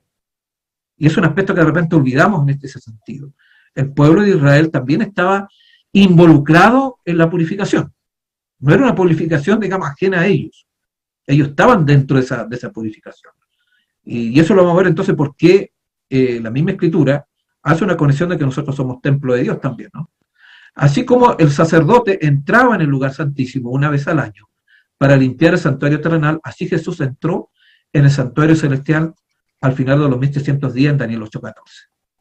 Hacer una expiación final. O sea, otro aspecto importante, no vamos a ahondar en todas las implicancias de la expiación final ahora por razones, digamos, de tema y de tiempo, pero claramente, digamos, otro tema, digamos, que está ligado y algo hemos entregado algún dato somero todavía para hacer, digamos, justamente relacionarlo con el tema de la expiación final. La expiación, digamos, no termina en la cruz solamente, la cruz, digamos, da inicio. Es parte de la expiación, sin duda. En los testimonios también encontramos que la cruz está relacionada con la expiación, pero no queda ahí. Así como en el santuario los sacrificios diarios no completaban la expiación, se necesitaba el Yom Kippur, el Yom HaKippurim, se necesitaba el día de la expiación. Eso era necesario. Entonces, tipológicamente, nosotros ahora somos el antitipo de 1844, comienza esa expiación final. Todos los que pudieran beneficiarse de su mediación y así purificar el santuario celestial.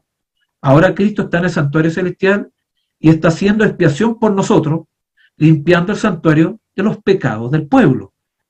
La intercesión de Cristo a favor del hombre en el santuario celestial es tan esencial para el plan de salvación como lo fue su muerte en la cruz.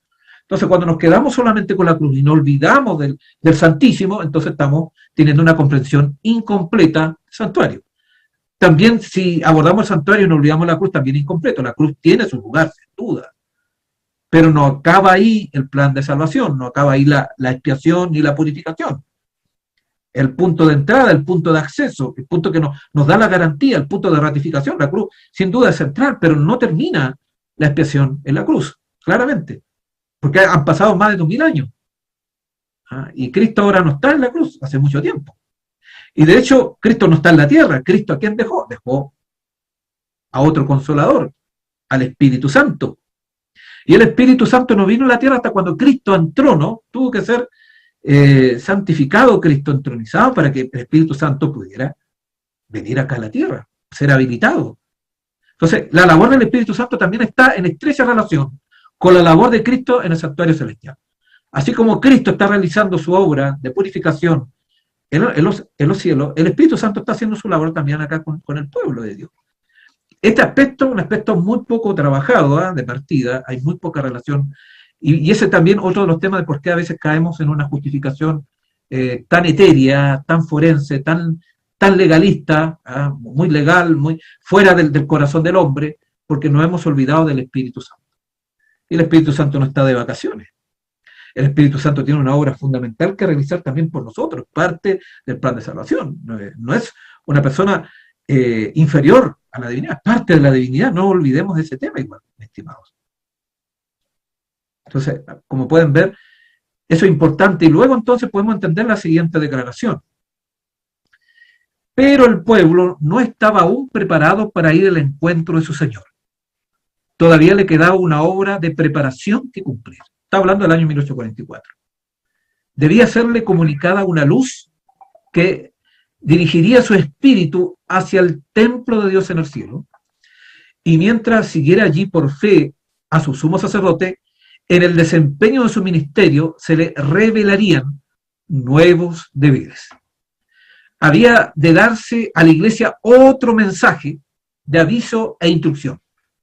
El profeta dice, pero ¿quién es capaz de soportar el día de su advenimiento? ¿Y quién podrá estar en pie cuando él apareciere? Porque será como fuego del acrisolador, y como el jabón de los bataneros, pues se sentará como acrisolador y purificador de la plata, y purificará a los hijos de Leví, y los afinará como el oro y la plata, para que se presenten a Jehová ofrenda en justicia. Noten ustedes cómo conecta el lenguaje Malaquías capítulo 3, ¿no? Un cumplimiento bien interesante, y lo relaciona con la purificación del santuario, pero particularmente con su relación con el pueblo de Dios en la tierra. Los que viven en la tierra, cuando cese la intercesión de Cristo en el santuario celestial, deberán estar en pie en la presencia de Dios Santo sin mediador. No está hablando sin la ayuda del Espíritu Santo. Acá donde de repente hay lecturas equivocadas, acá está hablando de mediación, porque la mediación en el santuario celestial, en el lugar santísimo, tiene un tiempo de duración y tiene una finalidad. Sus vestiduras deberán estar sin máculas. ¿Cuándo? Cuando venga Cristo, no, eso antes. Sus caracteres purificados de todo pecado por la sangre de la expiación. Por la gracia de Dios y sus propios y diligentes esfuerzos. Noten ustedes, dice, por la gracia de Dios, ¿y qué más?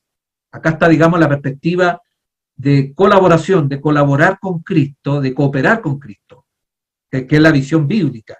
No es una visión literal, dice, por la gracia de Dios y sus propios y diligentes esfuerzos, y dice interesante, no es solamente la gracia de Dios sola, es una visión monergista, y la visión monergista no es bíblica, es una visión, digamos, sesgada, es una visión, digamos, amputada de la verdadera relación que Dios establece. Por la gracia de Dios y sus propios y diligentes esfuerzos, deberán ser vencedores en la lucha con el mal.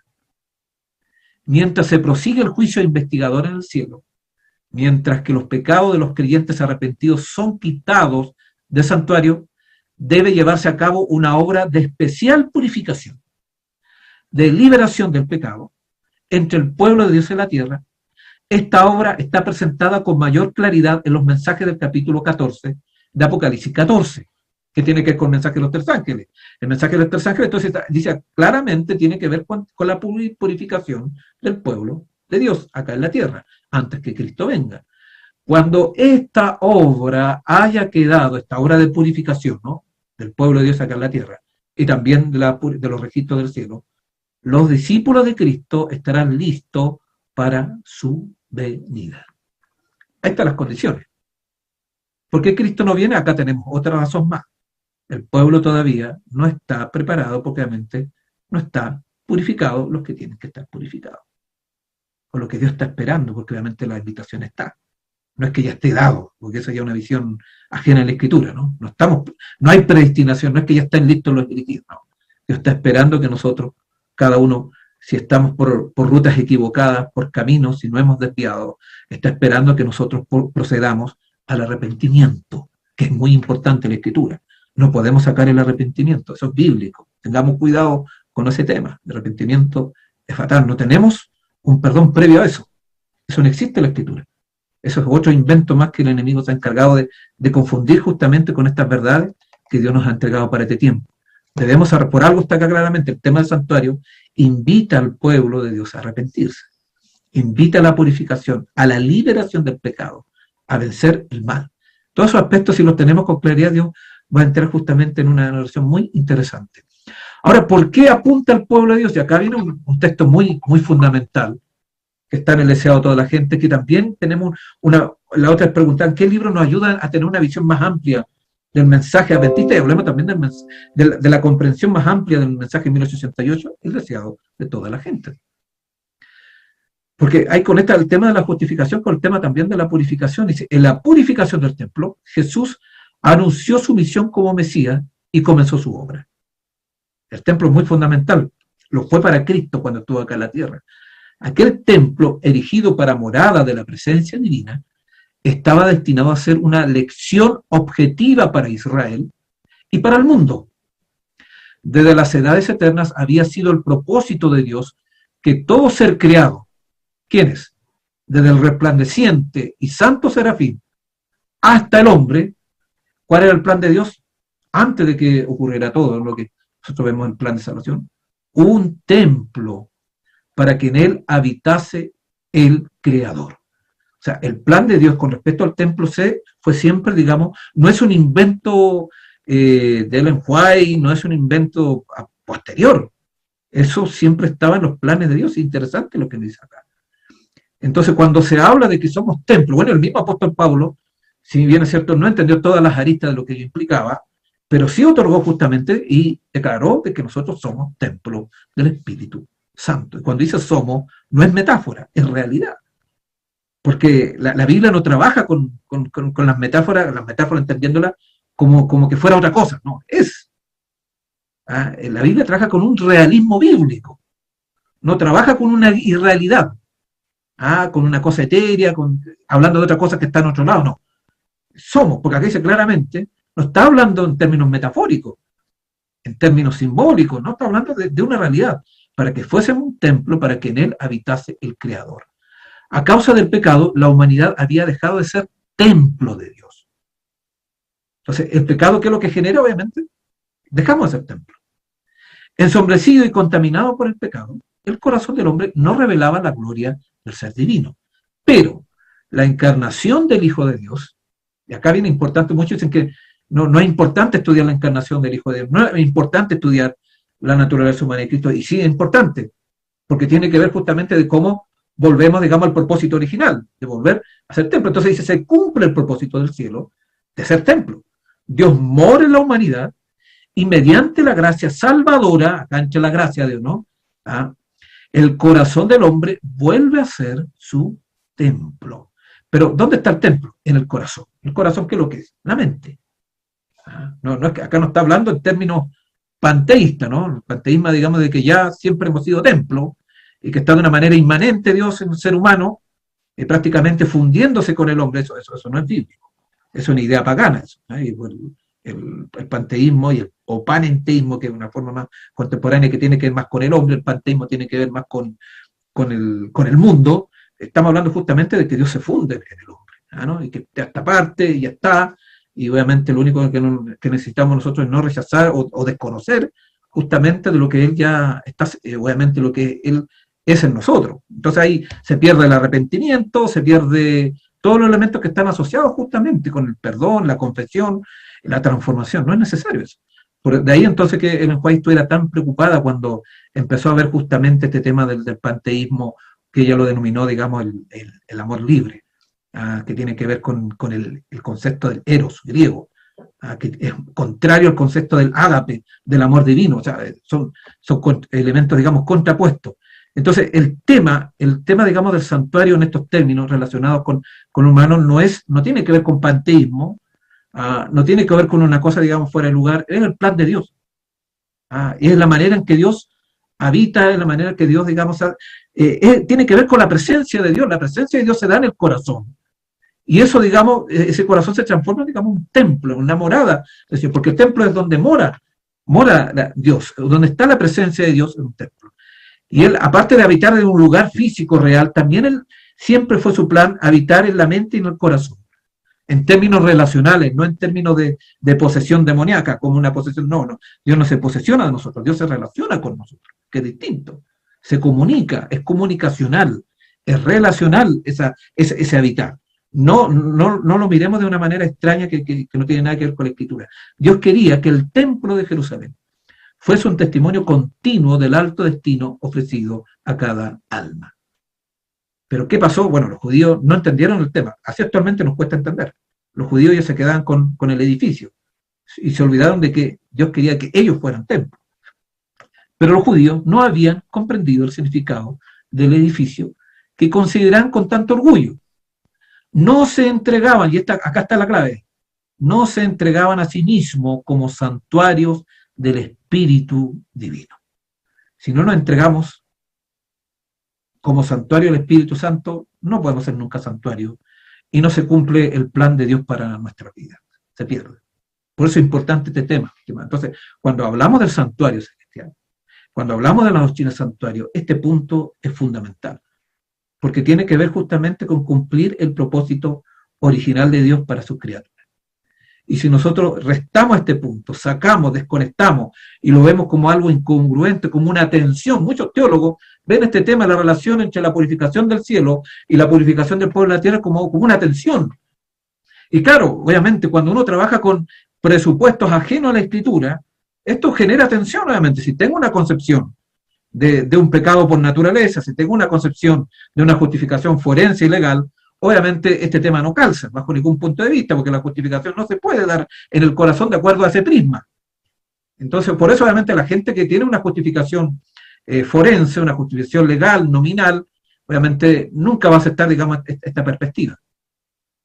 Pero no porque no calce con su idea, significa que están en lo correcto, porque esas presuposiciones, ya lo hemos mostrado acá, no son bíblicas, son ajenas a lo que Dios nos ha dejado en su palabra. Entonces los atrios del templo de Jerusalén, llenos del tumulto de un tráfico profano, representaban con demasiada exactitud el templo del corazón, contaminado por la presencia de las pasiones sensuales y de los pensamientos profanos.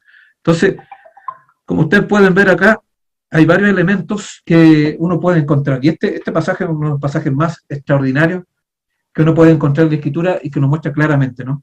El Señor siempre vino a limpiar el templo de los compradores y vendedores mundanales. Jesús anunció su misión de limpiar el corazón de la contaminación del pecado. Es el objetivo. O sea, la purificación del templo, ya en la época de Cristo, implicaba la limpieza, ¿no?, de la contaminación del pecado. Y más bien nosotros, en el tiempo del fin. Entonces, Daniel 8:14 está en la misma dirección que Cristo. Limpiar el corazón de la contaminación del pecado. Entonces, si el santuario no logra eso, el santuario no nos sirve, mi estimado hermano. No, perdemos el tiempo estudiando el santuario con cosas, digamos, que no nos permitan llegar justamente a esta finalidad. Porque este es el objetivo, este es el norte. Porque tal como lo dijimos anteriormente, ¿no sabéis que soy templo de Dios? Ese ser, ¿no? En el griego no es un ser filosófico, es un ser real bíblico, no es metafórico. Hay toda una concepción, no vamos a entrar en todos los detalles que están detrás, digamos, del término ser, ¿no? El ser en la Biblia no es el mismo que el ser en la filosofía. Y muchas veces interpretamos el ser, este ser filosóficamente, y no tiene nada que ver con la Escritura. Es muy distinto. Acá el ser en la Biblia es algo real, que se da en el tiempo, que se da en el espacio. Entonces, cuando dice que somos templo, estamos hablando en algo real, ¿no? Temporalmente, Dios quiere habitar en términos temporales, en términos espaciales, con nosotros, dentro de la historia y no fuera de ella. Y no en otra longitud de onda o no, en otra latitud, no. Esos son los aspectos que están acá claramente establecidos. Entonces, por eso Dios quiere limpiar nuestro corazón, porque eso es factible, o sea, no hay una desconexión entre el primer piso y el segundo piso, entre el cielo y la tierra. No, hay una conexión entre cielo y tierra y cielo. Lo que sucede en el cielo tiene repercusiones en la tierra, lo que sucede en la tierra tiene repercusiones en el cielo. No hay una desconexión, no cortemos los cables, no estamos autorizados. Ningún hombre puede de por sí echar las malas huestes que se han posesionado el corazón. Solo Cristo puede purificar el templo del alma. Y eso es lo que está intentando hacer con el pueblo de Dios por mucho tiempo. Y con nosotros, mi estimado hermano. Pero no forzará la entrada. No viene a los corazones como antaño a su templo, sino que es lo que dice. Y interesante cómo aplica Apocalipsis capítulo 3, versículo 20. He aquí, yo estoy a la puerta y llamo. Y si alguno oyere mi voz y abriere la puerta, entraré a él. ¿Cuál puerta? La puerta de nuestro templo. ¿Ah? La puerta de nuestro templo. Cristo está esperando justamente que abramos nuestra puerta, para que Él entonces pueda entrar y pueda morar. Y si eso ocurre, entonces se cumple el propósito de Dios. ¿Ah? Restaura la imagen de Dios en nuestras vidas, nos otorga su justicia y todo lo que ello implica, ¿no? Nos entrega todas las garantías. ¿Ah? Nos da el derecho al cielo, ¿ah? Y la idoneidad para el cielo. Nos entrega su justicia imputada y su justicia impartida. Eso es una gran bendición. Su presencia limpiará y santificará el alma de manera que pueda ser un templo para el Señor. Entonces, los desafíos, como ustedes pueden ver, son muy grandes. Vamos a ir a otros aspectos ya finales para ir redondeando. Hay muchos otros aspectos que podríamos haber tratado, pero vamos a ir ya redondeando los aspectos que tiene, como le dije anteriormente, tiene varias aristas este tema. Lo importante es que nosotros podamos hacer la relación adecuadamente. En cualquier ramo de trabajo, el verdadero éxito no es resultado de la casualidad ni del destino. Es el desarrollo de las providencias de Dios, la recompensa de la fe y la discreción, de la virtud y de la perseverancia. Las bellas cualidades mentales y un tono moral elevado no son resultado de la casualidad. Dios da las oportunidades. El éxito depende del uso que se haga de ellas. Mientras Dios obraba en Daniel y sus compañeros, el querer como el hacer por su buena voluntad, ellos obraban su propia salvación. En esto se revela cómo obra el principio divino de cooperación. Así funciona. El principio de este aspecto está muy mal, o sea, se ha estudiado muy poco este tema, o las conexiones, a veces nos olvidamos porque estamos tan con una idea monorgista, ¿no? De verdaderamente que Cristo lo hace todo y nosotros estamos en una actitud pasiva. No es así. No tenemos ningún mérito y no podemos otorgarle mérito a nuestra cooperación. Pero dice claramente acá, sin lo cual no puede alcanzarse el verdadero éxito.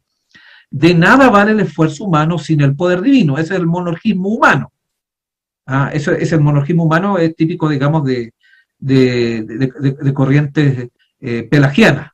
Pelagio fue un monorgista humano donde obviamente era solamente esfuerzo humano y nada de poder divino. Es el otro extremo.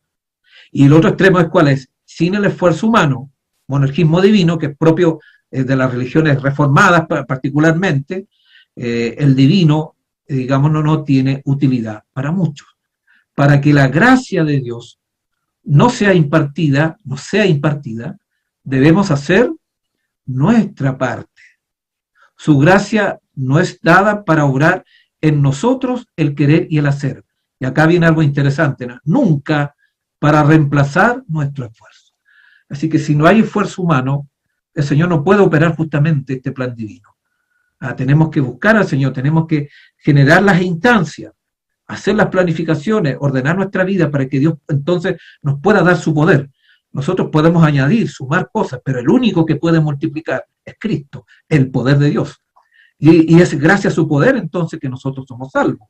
No es gracias a nuestros esfuerzos. Pero el poder acá claramente nos dice, sin el esfuerzo humano no tiene sentido. Así como el Señor cooperó con Daniel y sus compañeros, cooperará con todos los que se esfuercen por hacer su voluntad. No es algo misionero solamente, es algo soteriológico. Tiene que ver también con nuestro plan de salvación. Mediante la impartición de su espíritu, fortalecerá todo propósito fiel, toda resolución noble. Los que anden en la senda de la obediencia encontrarán muchos obstáculos. Puede ligarlos al mundo influencias poderosas y sutiles, pero el Señor puede inutilizar toda gente que obre para derrotar a sus escogidos. En su fuerza pueden ellos vencer toda tentación y toda dificultad. Ese es un principio muy importante que nosotros no debemos olvidar.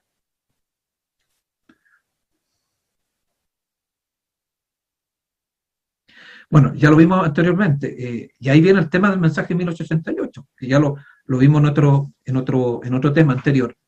Y otra vez llega el tema de la ley de Dios, ¿no? ¿En qué consistió el mensaje? Presentaba la justificación por la fe en el garante, invitaba a la gente a recibir la justicia de Cristo, que se manifiesta en la obediencia a todos los mandamientos de Dios. Y la única manera en que eso pueda ser real, obviamente, es que nosotros podamos ser templos de Dios, ¿no? Templos del Espíritu Santo, que Cristo pueda morar en nuestros corazones, para que de esa manera entonces la ley pueda ser grabada en nuestra mente, en nuestros corazones, y podamos entonces expresar esa obediencia a los mandamientos de Dios, y obviamente alcanzar y ser justificados.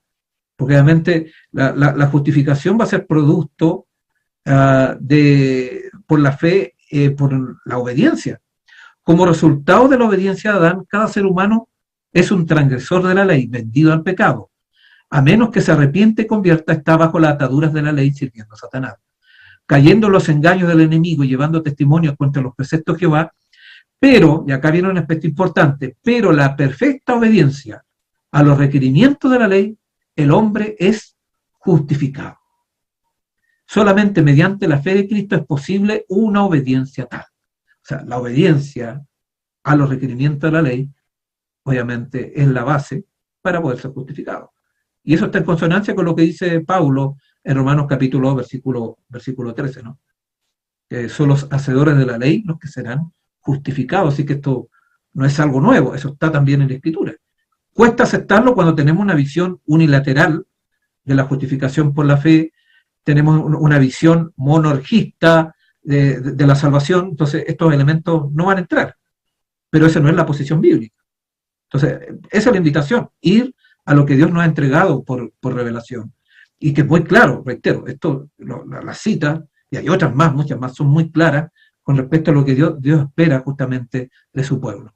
Entonces, cuando Él venga, no lo hará para limpiarnos de nuestros pecados, quitarnos los defectos de carácter o curarnos de las flaquezas de nuestro temperamento y disposición. Si es que ha de realizar en nosotros esta obra, se hará antes de aquel tiempo. No se hará en su favor ninguna obra que elimine sus defectos y les dé un carácter santo. El refinador, que lo vimos anteriormente, que tiene que ver con la purificación de su pueblo, antes que Cristo venga, no se sentará entonces para proseguir su proceso de refinación y quitar sus pecados y su corrupción. Todo, y esto es clave, y esto nos cuesta entenderlo, ¿no? Somos muy duros de cabeza, todo esto debe hacerse en las horas del tiempo de gracia. Ahora debe realizarse esta obra. Estimado hermano, el mensaje del Señor es claro en este sentido. La palabra de Dios, los testimonios son más que claros en este sentido. Y la invitación entonces que nosotros es, ¿qué haremos? ¿Dónde nos ubicaremos? Bueno, eso los dejo en sus manos. El Señor nos llama como pueblo entonces a reanudar nuestro compromiso con el Señor en el Santísimo. Si no hemos entrado al lugar santísimo, ha llegado la hora que así suceda. Bendiciones y un Shabbat Shalom para cada uno de ustedes. Amén. Gloria a Dios por ese maravilloso tema tan edificante para la Grey. Y antes de conducirnos a lo que va a ser el segmento de preguntas y respuestas, me gustaría tener en cuenta algunos saludos que han compartido por las diferentes plataformas. Por la página Trayecto Adventista, un saludo muy especial para Leticia Silvia, que Dios te bendiga y gracias por estar en sintonía con nosotros. A la fecha ya van más de 106 veces compartida esta transmisión por esa página. También por la página de Facebook Adventista, Anunciando la Verdad. Un saludo para Gladys González, Dios te bendiga, allí en Miami, Florida. Para Olivia Braga, para Luz Neira, un abrazo. Para Spanish Ángeles, para Gloria Riquelme, desde Chile, Dios te bendiga, allí donde te encuentras. Para Máxima Made, para Gloria Riquelme, para Juanchito Cayo, Dios los bendiga. Un abrazo a la distancia. Y mientras nos vamos preparando y se van haciendo algunos ajustes pertinentes, quiero manifestarles que este programa va a quedar grabado, así que puede volverlo a ver poco a poco, cita tras cita. Es que es maravilloso saber que tenemos un don del cielo, el don del espíritu de profecía manifestado en el ministerio de Elena de White, y es tan claro, tan preciso en todos estos aspectos. Y el mismo Espíritu, así lo mencioné en otra oportunidad, el mismo Espíritu que iluminó e inspiró a los profetas es el mismo Espíritu que estuvo presente en el ministerio de Elena de White. Bueno, y hemos tenido hasta el momento 6 entregas de Misión 1888, la primera titulada El remanente de Israel, después avanzamos con la naturaleza del pecado, después con el ataque contra el corazón del Evangelio, luego el verdadero mensaje de 1888, la anterior titulada La justificación por la fe y el verdadero significado de la cruz, y la de hoy, el mensaje de 1888 y el santuario celestial.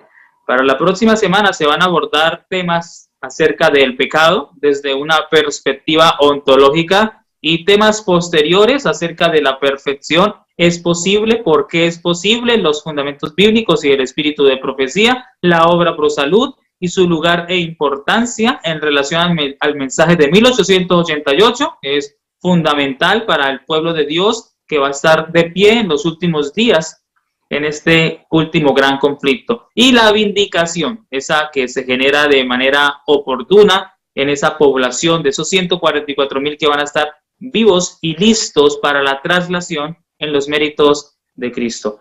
Bueno, esto también por YouTube, otras personas también compartieron algunos saludos, así que me gustaría en este momento, como antesala al segmento de preguntas y respuestas, hacer referencia a ello. Liliana Fernández desde Buenos Aires, Cindy Barrera. Cada semana Cindy Barrera se reúne con su grupo pequeño a observar y a estudiar estas maravillosas transmisiones. Dios los bendiga a todos allí donde se encuentran, en Garzón, Huila, la República de Colombia. También aquí comparte Trayecto Adventista, dice feliz sábado desde República Dominicana. Y vamos por acá bajando los mensajes rápidamente. Tenemos acá a unos más que compartieron algunas preguntitas que se van a considerar ahorita en este segmento. Bueno, entonces ya estamos listos para, pues, introducirnos a lo que van a ser las preguntas de este segmento. Bueno, mi hermano José Miguel, estamos entonces ya atentos. La primera pregunta reza de la siguiente manera: ¿cómo se conecta la purificación del santuario con la vindicación del carácter de Dios? Podemos decir que el santuario será completamente purificado cuando la vindicación final por su pueblo acá en la tierra haya sido realizada. Claro, que el tema base, y algo no lo ahondamos porque no era el tema, el tema base, digamos, lo que está en juego acá justamente es la vindicación del carácter de Dios, la perfecta obediencia del pueblo de Dios, que la perfecta obediencia es vida purificada, es contrario a la contaminación, es contrario a la vida impura. Entonces, cuando el pueblo de Dios lleva una vida purificada, ¿no? Es purificado por el Espíritu Santo acá en la tierra, eso da testimonio ante el universo, vindica el carácter de Dios. Porque el propósito del plan de salvación no tiene que ver con nuestra salvación, no es algo antropocéntrico, no se centra en el hombre, sino, digamos, tiene que ver justamente con ¿qué? Con la justificación, justificar el carácter de Dios ante las acusaciones del enemigo. Entonces, en ese sentido, este asunto de la purificación, obviamente tiene ese objetivo. Con la purificación del pueblo de Dios se vindica el carácter de Dios ante el universo. Y las acusaciones del enemigo son echadas por tierra. Entonces, justamente, ese es el objetivo. Se logra justamente, entonces, por eso este tema, cuando nosotros quitamos el tema de la purificación del pueblo de acá en la tierra, estamos prácticamente omitiendo algo muy importante. No estamos dando testimonio, porque ese es el verdadero testimonio. El temer a Dios y darle gloria tiene que ver con la vindicación. Y ese temer y darle gloria se verifica claramente con: aquí está la paciencia de los santos, los que guardan los mandamientos de Dios y tienen la fe de Jesús. El pueblo de Dios que es purificado, obviamente, es el pueblo que guarda los mandamientos de Dios. No puede haber purificación sin obediencia a la ley de Dios. No puede haber justicia de Cristo, hay fe de Jesús sin esa purificación. Y ese mismo acto entonces se transforma como un acto vindicativo, un acto de justificación. Una teodicea, si lo usamos en términos más lenguaje, se justifica justamente las acusaciones y entendemos el tema entonces gran conflicto. Entonces, en otras palabras, acá entra el tema de la ley de Dios. Por eso hablamos de que por qué uno ve en todos los textos y también en la Escritura y en el Espíritu de Profecía, la ley de Dios. Porque la ley de Dios justamente es el elemento que aglutina todos estos elementos. Si nosotros sacamos el tema de la ley de Dios, no hay vindicación, no hay purificación, se pierde. No sé si me estoy a entender, se evapora. Entonces, ahí está el punto. O sea, cada acto de obediencia es un acto vindicativo del pueblo de Dios. Porque el pueblo de Dios está vindicando con ese acto del universo. Somos cartas abiertas, como dice el apóstol Pablo. Estamos siendo leídas. Y eso es vindicación también. Así es.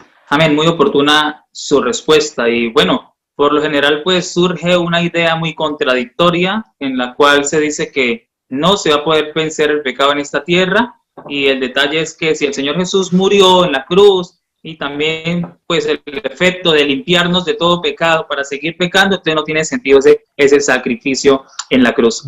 La segunda pregunta dice de la siguiente manera: ¿es correcto decir que el santuario es una maqueta del plan de salvación o sería incompleto y reductivo?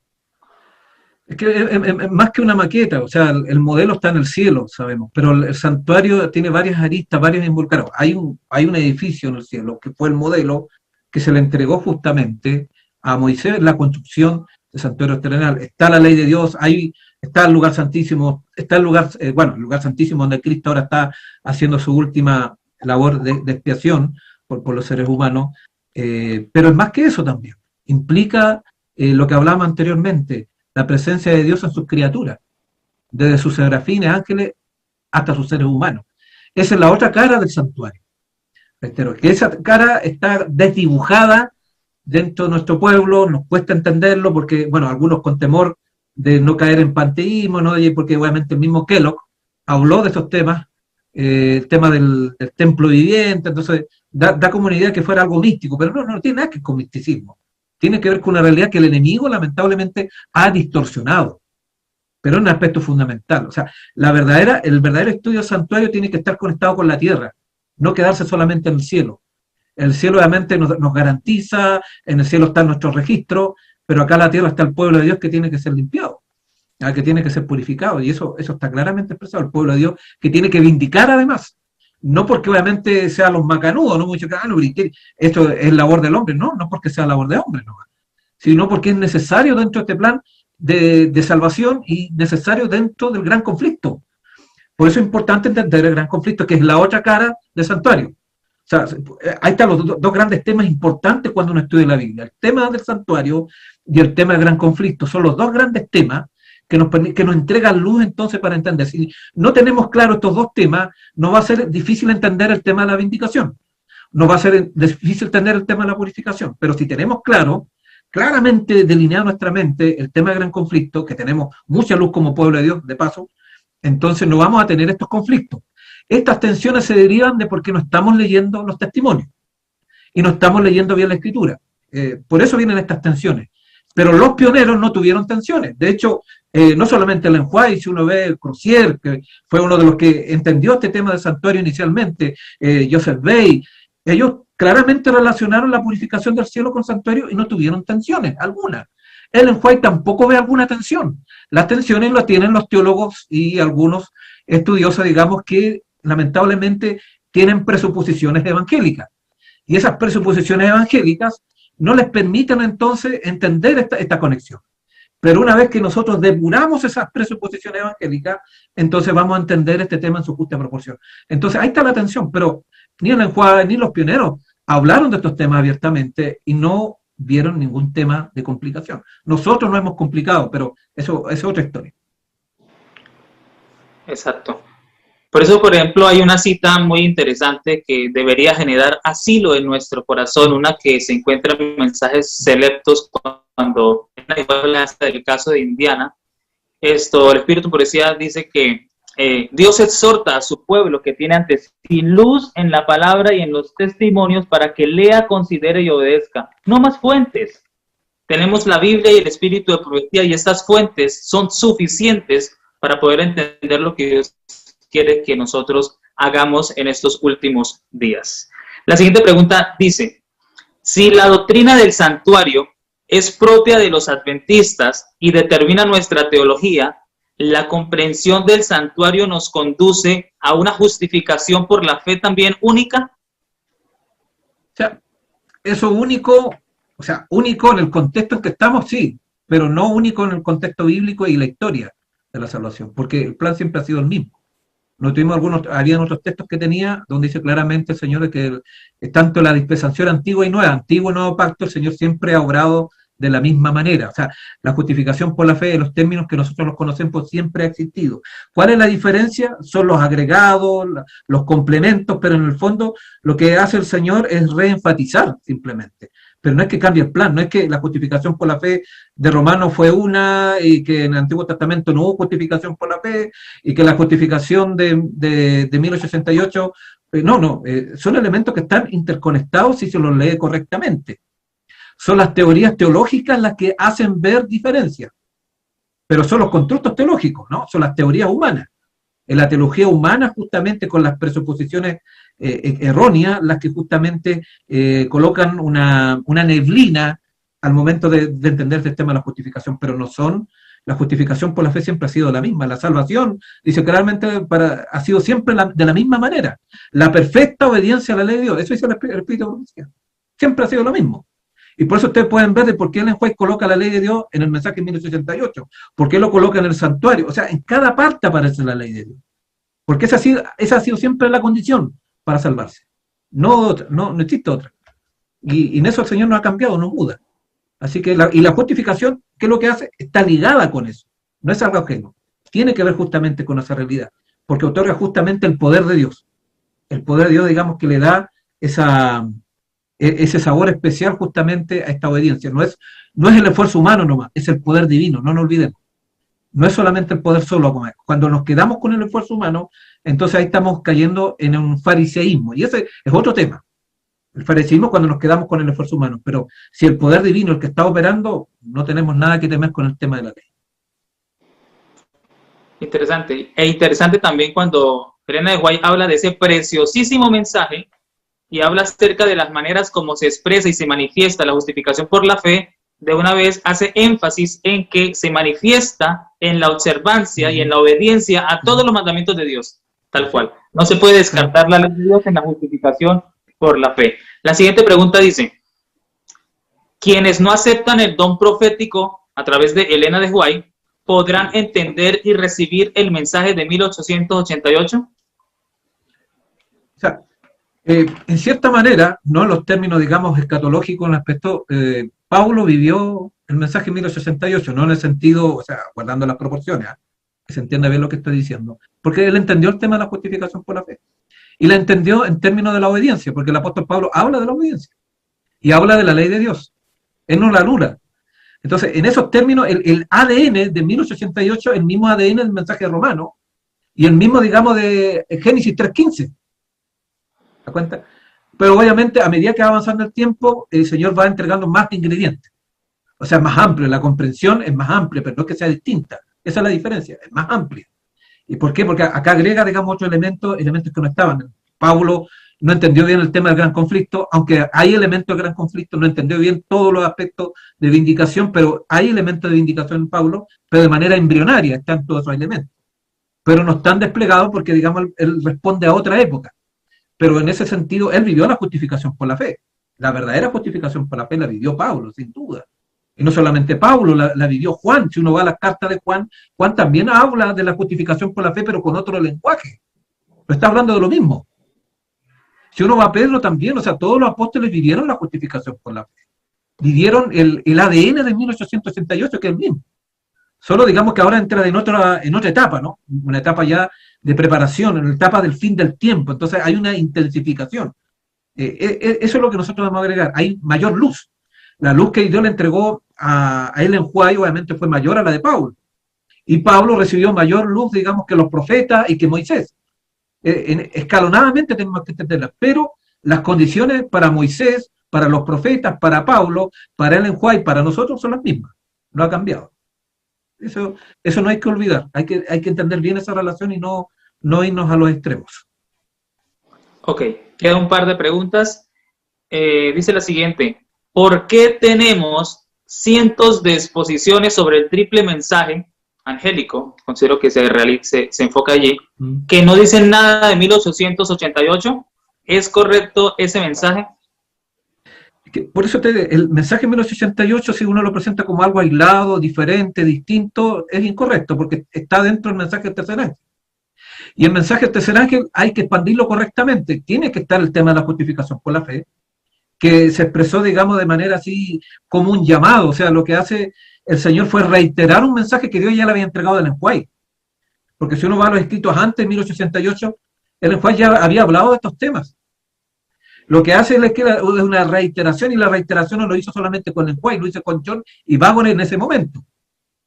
Lamentablemente lo quedó registrado, pero el hecho de que no haya registrado no quiere decir de que Dios no haya entregado un resumen de eso, y el enjuague lo entrega claramente. Entonces ahí está, digamos, el punto, pero un registro inspirado, no un registro humano. Por más que ella haya endosado a Johnny Waggoner, ese endosamiento siempre está supeditado a un escrito está. Y el escrito está de 1888, ¿dónde lo encontramos? No lo encontramos en Johnny Waggoner, por muy respetables que sean, digamos, y por lo que hicieron en 1888. Lo encontramos donde, en la escritura, y principalmente donde, en los testimonios. Ahí está registrado. Entonces, los discursos posteriores de Johnny Waggoner tienen que ser evaluados a la luz de esa revelación, y no al revés. O sea, en este caso, y acá de repente hay grupos que han cometido ese error, y lo decimos abiertamente, de colocar a Johnny Waggoner como los filtros para entender el espíritu de profecía. Y ellos no fueron profetas, por muy respetables que hayan sido, digamos, y lo que aportaron en su época. Pero no fueron profetas, no tienen esa categoría. Y es un aspecto importante entender. Entonces, nuestra seguridad, ¿dónde está? ¿Dónde tenemos que ir? A los testimonios. Si eso, claro, a veces nos cuesta entender eso. Si nos desviamos de los testimonios, entonces ahí vienen las teorías extrañas sobre la expiación, sobre el santuario y sobre la justificación por la fe. Y por eso tenemos los problemas que tenemos actualmente. Por eso hay tantas posiciones, por eso hay tantas cepas en cuanto a la comprensión de 1868. Hay una cepa que dice que Lutero, otra cepa supuestamente lo que escribió posteriormente Johnny Waggoner, pero no olvidamos del centro. Y el foco lo encontramos en el espíritu de profecía, y es muy claro. No sé por qué nos cuesta entender algo que está claramente expresado. Ni siquiera obedece a hacer un trabajo exegético, complejo, teológico, no. Está expresado claramente y consecuente con los escritos anteriores del enjuague, porque el espíritu de profecía no se contradice, porque el Espíritu Santo no se contradice, no se puede contradecir. Entonces, no sé, es un desafío. A mí de repente dice, ¿por qué nos cuesta tanto entender algo que está tan claro, tan sencillo? ¿Y por qué nos cuesta tanto someternos al don profético? ¿Por qué somos tan duros en ese sentido? Y nos gusta buscar otras líneas, ¿no? Algo que, bueno, que llene nuestro morbo, que llene nuestro énfasis de estudio, nuestro ego, no sé. Hay tantas cosas que están detrás de por qué nosotros nos desviamos de los testimonios y de la palabra de Dios. Ok. En el primer siglo, el apóstol Pedro, haciendo énfasis de las cartas del apóstol Pablo, decía antes, tuercen para su propia perdición. Y después Elena de White, en el conflicto de los siglos, en el capítulo Nuestra única salvaguardia, dice, oye, los grandes, o sea, así parafraseando, oye, los grandes alumbrados, los grandes maestros de teología hacen ver las sencillas verdades de las escrituras como si fuera algo incomprensible. Y la verdad, pues, es clara en las escrituras. Y la Biblia fue escrita en un lenguaje para que todas las personas tengan el privilegio de acceder a esa información. Al igual, Dios es el que se encarga de descender a nuestras vidas esa sabiduría que nosotros necesitamos si se la pedimos. La última pregunta dice de la siguiente manera: dado que escatológicamente vivimos en el gran día de la expiación, ¿es correcto afirmar que los pecados que hemos enviado al santuario a través de la confesión y el arrepentimiento permanecen ahí hasta que sean definitivamente borrados? ¿Cómo afectaría esta realidad el hecho de que muchas veces cuando confesamos nuestros pecados queremos olvidarnos de ellos tan pronto como sea posible?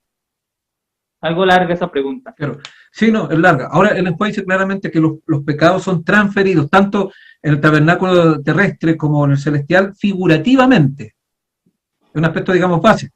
No es que los pecados estén ahí, es en términos, están figurativamente, están en los registros.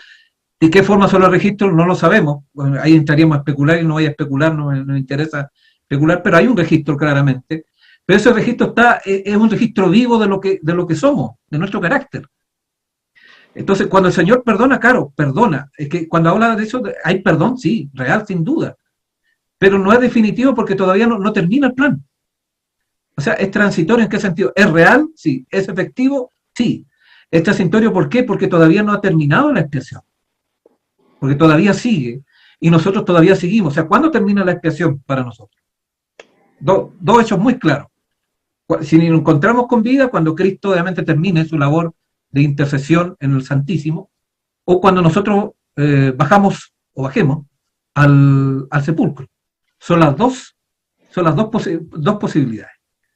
¿De acuerdo? Entonces, hasta ese momento, cada día es un día, digamos, donde tenemos que esforzarnos en la gracia, donde tenemos que obviamente buscar el poder de Dios, buscar la gracia de Dios, el arrepentimiento, pero todo eso es efectivo. No tenemos que, ahí entra el asunto de la fe, tenemos que creer que si verdaderamente hemos confesado genuinamente nuestros pecados, el Señor nos ha perdonado, nos ha limpiado, independientemente que esté el registro arriba. Pero el registro, digamos, es otra cosa, una cosa distinta. El pecado es real acá. Pero también la justificación es real y la purificación también es real en nuestra vida. Entonces los registros una cosa y lo otro, digamos, de la realidad del perdón, otra distinta. Y tenemos textos claros que hablan de eso y también del espíritu de profecía. Ejemplo, el famoso Salmo 51, donde verdaderamente David experimentó un cambio y él lo vio como algo real. El Señor le cambió su corazón. Y cuando el Señor te cambia el corazón y te transforma, te purifica, ya el pecado no está contigo. Entonces, en ese sentido no tienes por qué tú acordar. Obviamente, queda transferido figurativamente en los registros celestiales hasta, digamos, ver nuestra perseverancia. Por eso, acá entra el otro punto. Más el que persevera hasta el fin, este será salvo. Está hablando no es que no podamos ser salvos ahora o ser limpiados ahora, sino que obviamente esto merece justamente un tiempo. Esto no es de la noche a la mañana, es un proceso igual. Es un proceso donde podemos tener, digamos, confianza que el Señor me limpia ahora, pero al mismo tiempo estar clamando a Dios para que persevere eso hasta cuando termine la intercesión del santuario celestial. Ahí hay que mantener justamente el equilibrio, ¿no?, entre los tiempos del cielo y los tiempos ahora presentes de la obra efectiva que está haciendo el Espíritu Santo con nosotros. Amén. Es un privilegio notar en líneas generales esa conexión especial entre el mensaje de 1888 y el santuario celestial. Lamentablemente, por algunas razones, se ha pretendido, algunos grupos o personas, divorciar esos dos enfoques, pero están totalmente conectados y es un llamado para cada uno de nosotros para investigar acerca de estos temas y para estudiar ese tema del santuario, que es mucho más que muebles, tiene un trasfondo mucho más especial. Y el libro Consejo sobre Escuela Sabática, la página 2, párrafo 1 dice: el tema del santuario debiera ser cuidadosamente examinado, puesto que en él descansa el fundamento de nuestra fe y esperanza. Entonces es un llamado de manera especial. Bueno, de esta manera hemos llegado al final de esta transmisión y no queremos irnos sin antes pues permitir que nuestro orador dé unas palabras de despedida y lance quizá un desafío o un reto para toda la audiencia en relación a la importancia de este mensaje y también nos despida con una oración. Bueno, abramos la puerta de nuestro corazón, ese sería el llamado, ¿no? Apocalipsis 3:20, a nuestro templo del alma para que Dios empiece a hacer su obra de limpieza, de purificación. Y lo bueno es que eso está disponible mientras tengamos vida, tenemos oportunidad para abrir la puerta si es que no la hemos abierto y Dios puede hacer esa obra maravillosa. No nos olvidemos que Dios quiere hacer grandes cosas por nosotros, no nos olvidemos que no se trata de mí, se trata de Dios. Cada apertura de nuestro corazón es la vindicación del carácter de nuestro Dios ante el universo. Cada vez que le decimos sí al Señor, estamos diciendo no al enemigo y al mismo tiempo estamos mostrando el verdadero carácter del enemigo ante el cielo, ante los ángeles, ante el universo. Que el Señor nos ayude en esta dirección y ese es el desafío que hago a nuestros hermanos y hermanas que se han dado tiempo de participar en esta reunión. Vamos a orar. Amén. Nuestro Padre que está en los cielos, te damos muchas gracias por la verdad del santuario, que es muy profunda, es muy amplia, tantos vértices, tiene tantas aristas.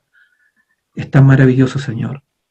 Padre, si no hemos permitido que el Espíritu more en nuestro corazón, si no hemos abierto la puerta de nuestro corazón, permítenos, Señor, de que así sea, que eso suceda ahora, Padre, que podamos abrir la puerta para que Él pueda morar, para que Él pueda limpiar nuestra mente, nuestros corazones, para que pueda purificarnos. Pero ante eso, Señor, ayúdanos a arrepentirnos de nuestras malas palabras, de nuestros malos pensamientos, nuestras malas acciones. Ten misericordia de tu pueblo, Señor. Tu pueblo que en estos momentos se está humillando y afligiendo su alma ante tu presencia, para que tú puedas hacer esa labor maravillosa. Padre, ayúdanos a perseverar hasta el fin.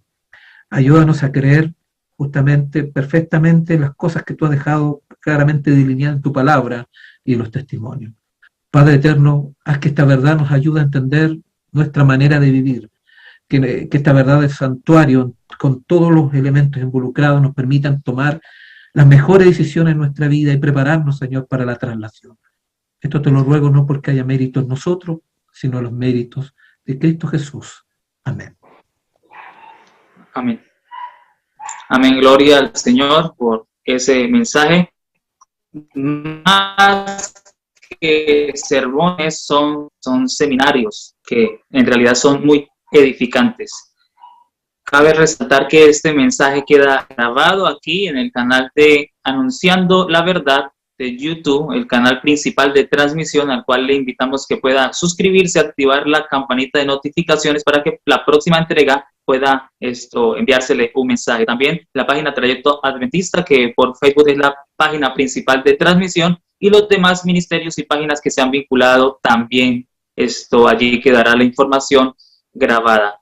Bueno, ha sido un privilegio compartir con ustedes en esta oportunidad. Dios es bueno, Dios es maravilloso. Hoy en su santo sábado, en relación a este cumplimiento de 22 de octubre de 1844, y tener un mensaje como estos en realidad es maravilloso. Así que anhelamos de todo corazón que estos mensajes puedan generar eco en sus vidas y que Dios, por su gracia y misericordia, pueda capacitarnos, habilitarnos, y todos juntos podamos prepararnos para la traslación. Vienen días muy difíciles para la tierra, pero si todos estamos unidos, Dios nos va a dirigir como su pueblo remanente. Bendiciones para todos, que Dios me les bendiga en gran manera. Recuerden que les habló su hermano y servidor en Jesús, Lorenzo Rodríguez, de World Lascal Ministry, y nos vemos en otra oportunidad. Dios les bendiga.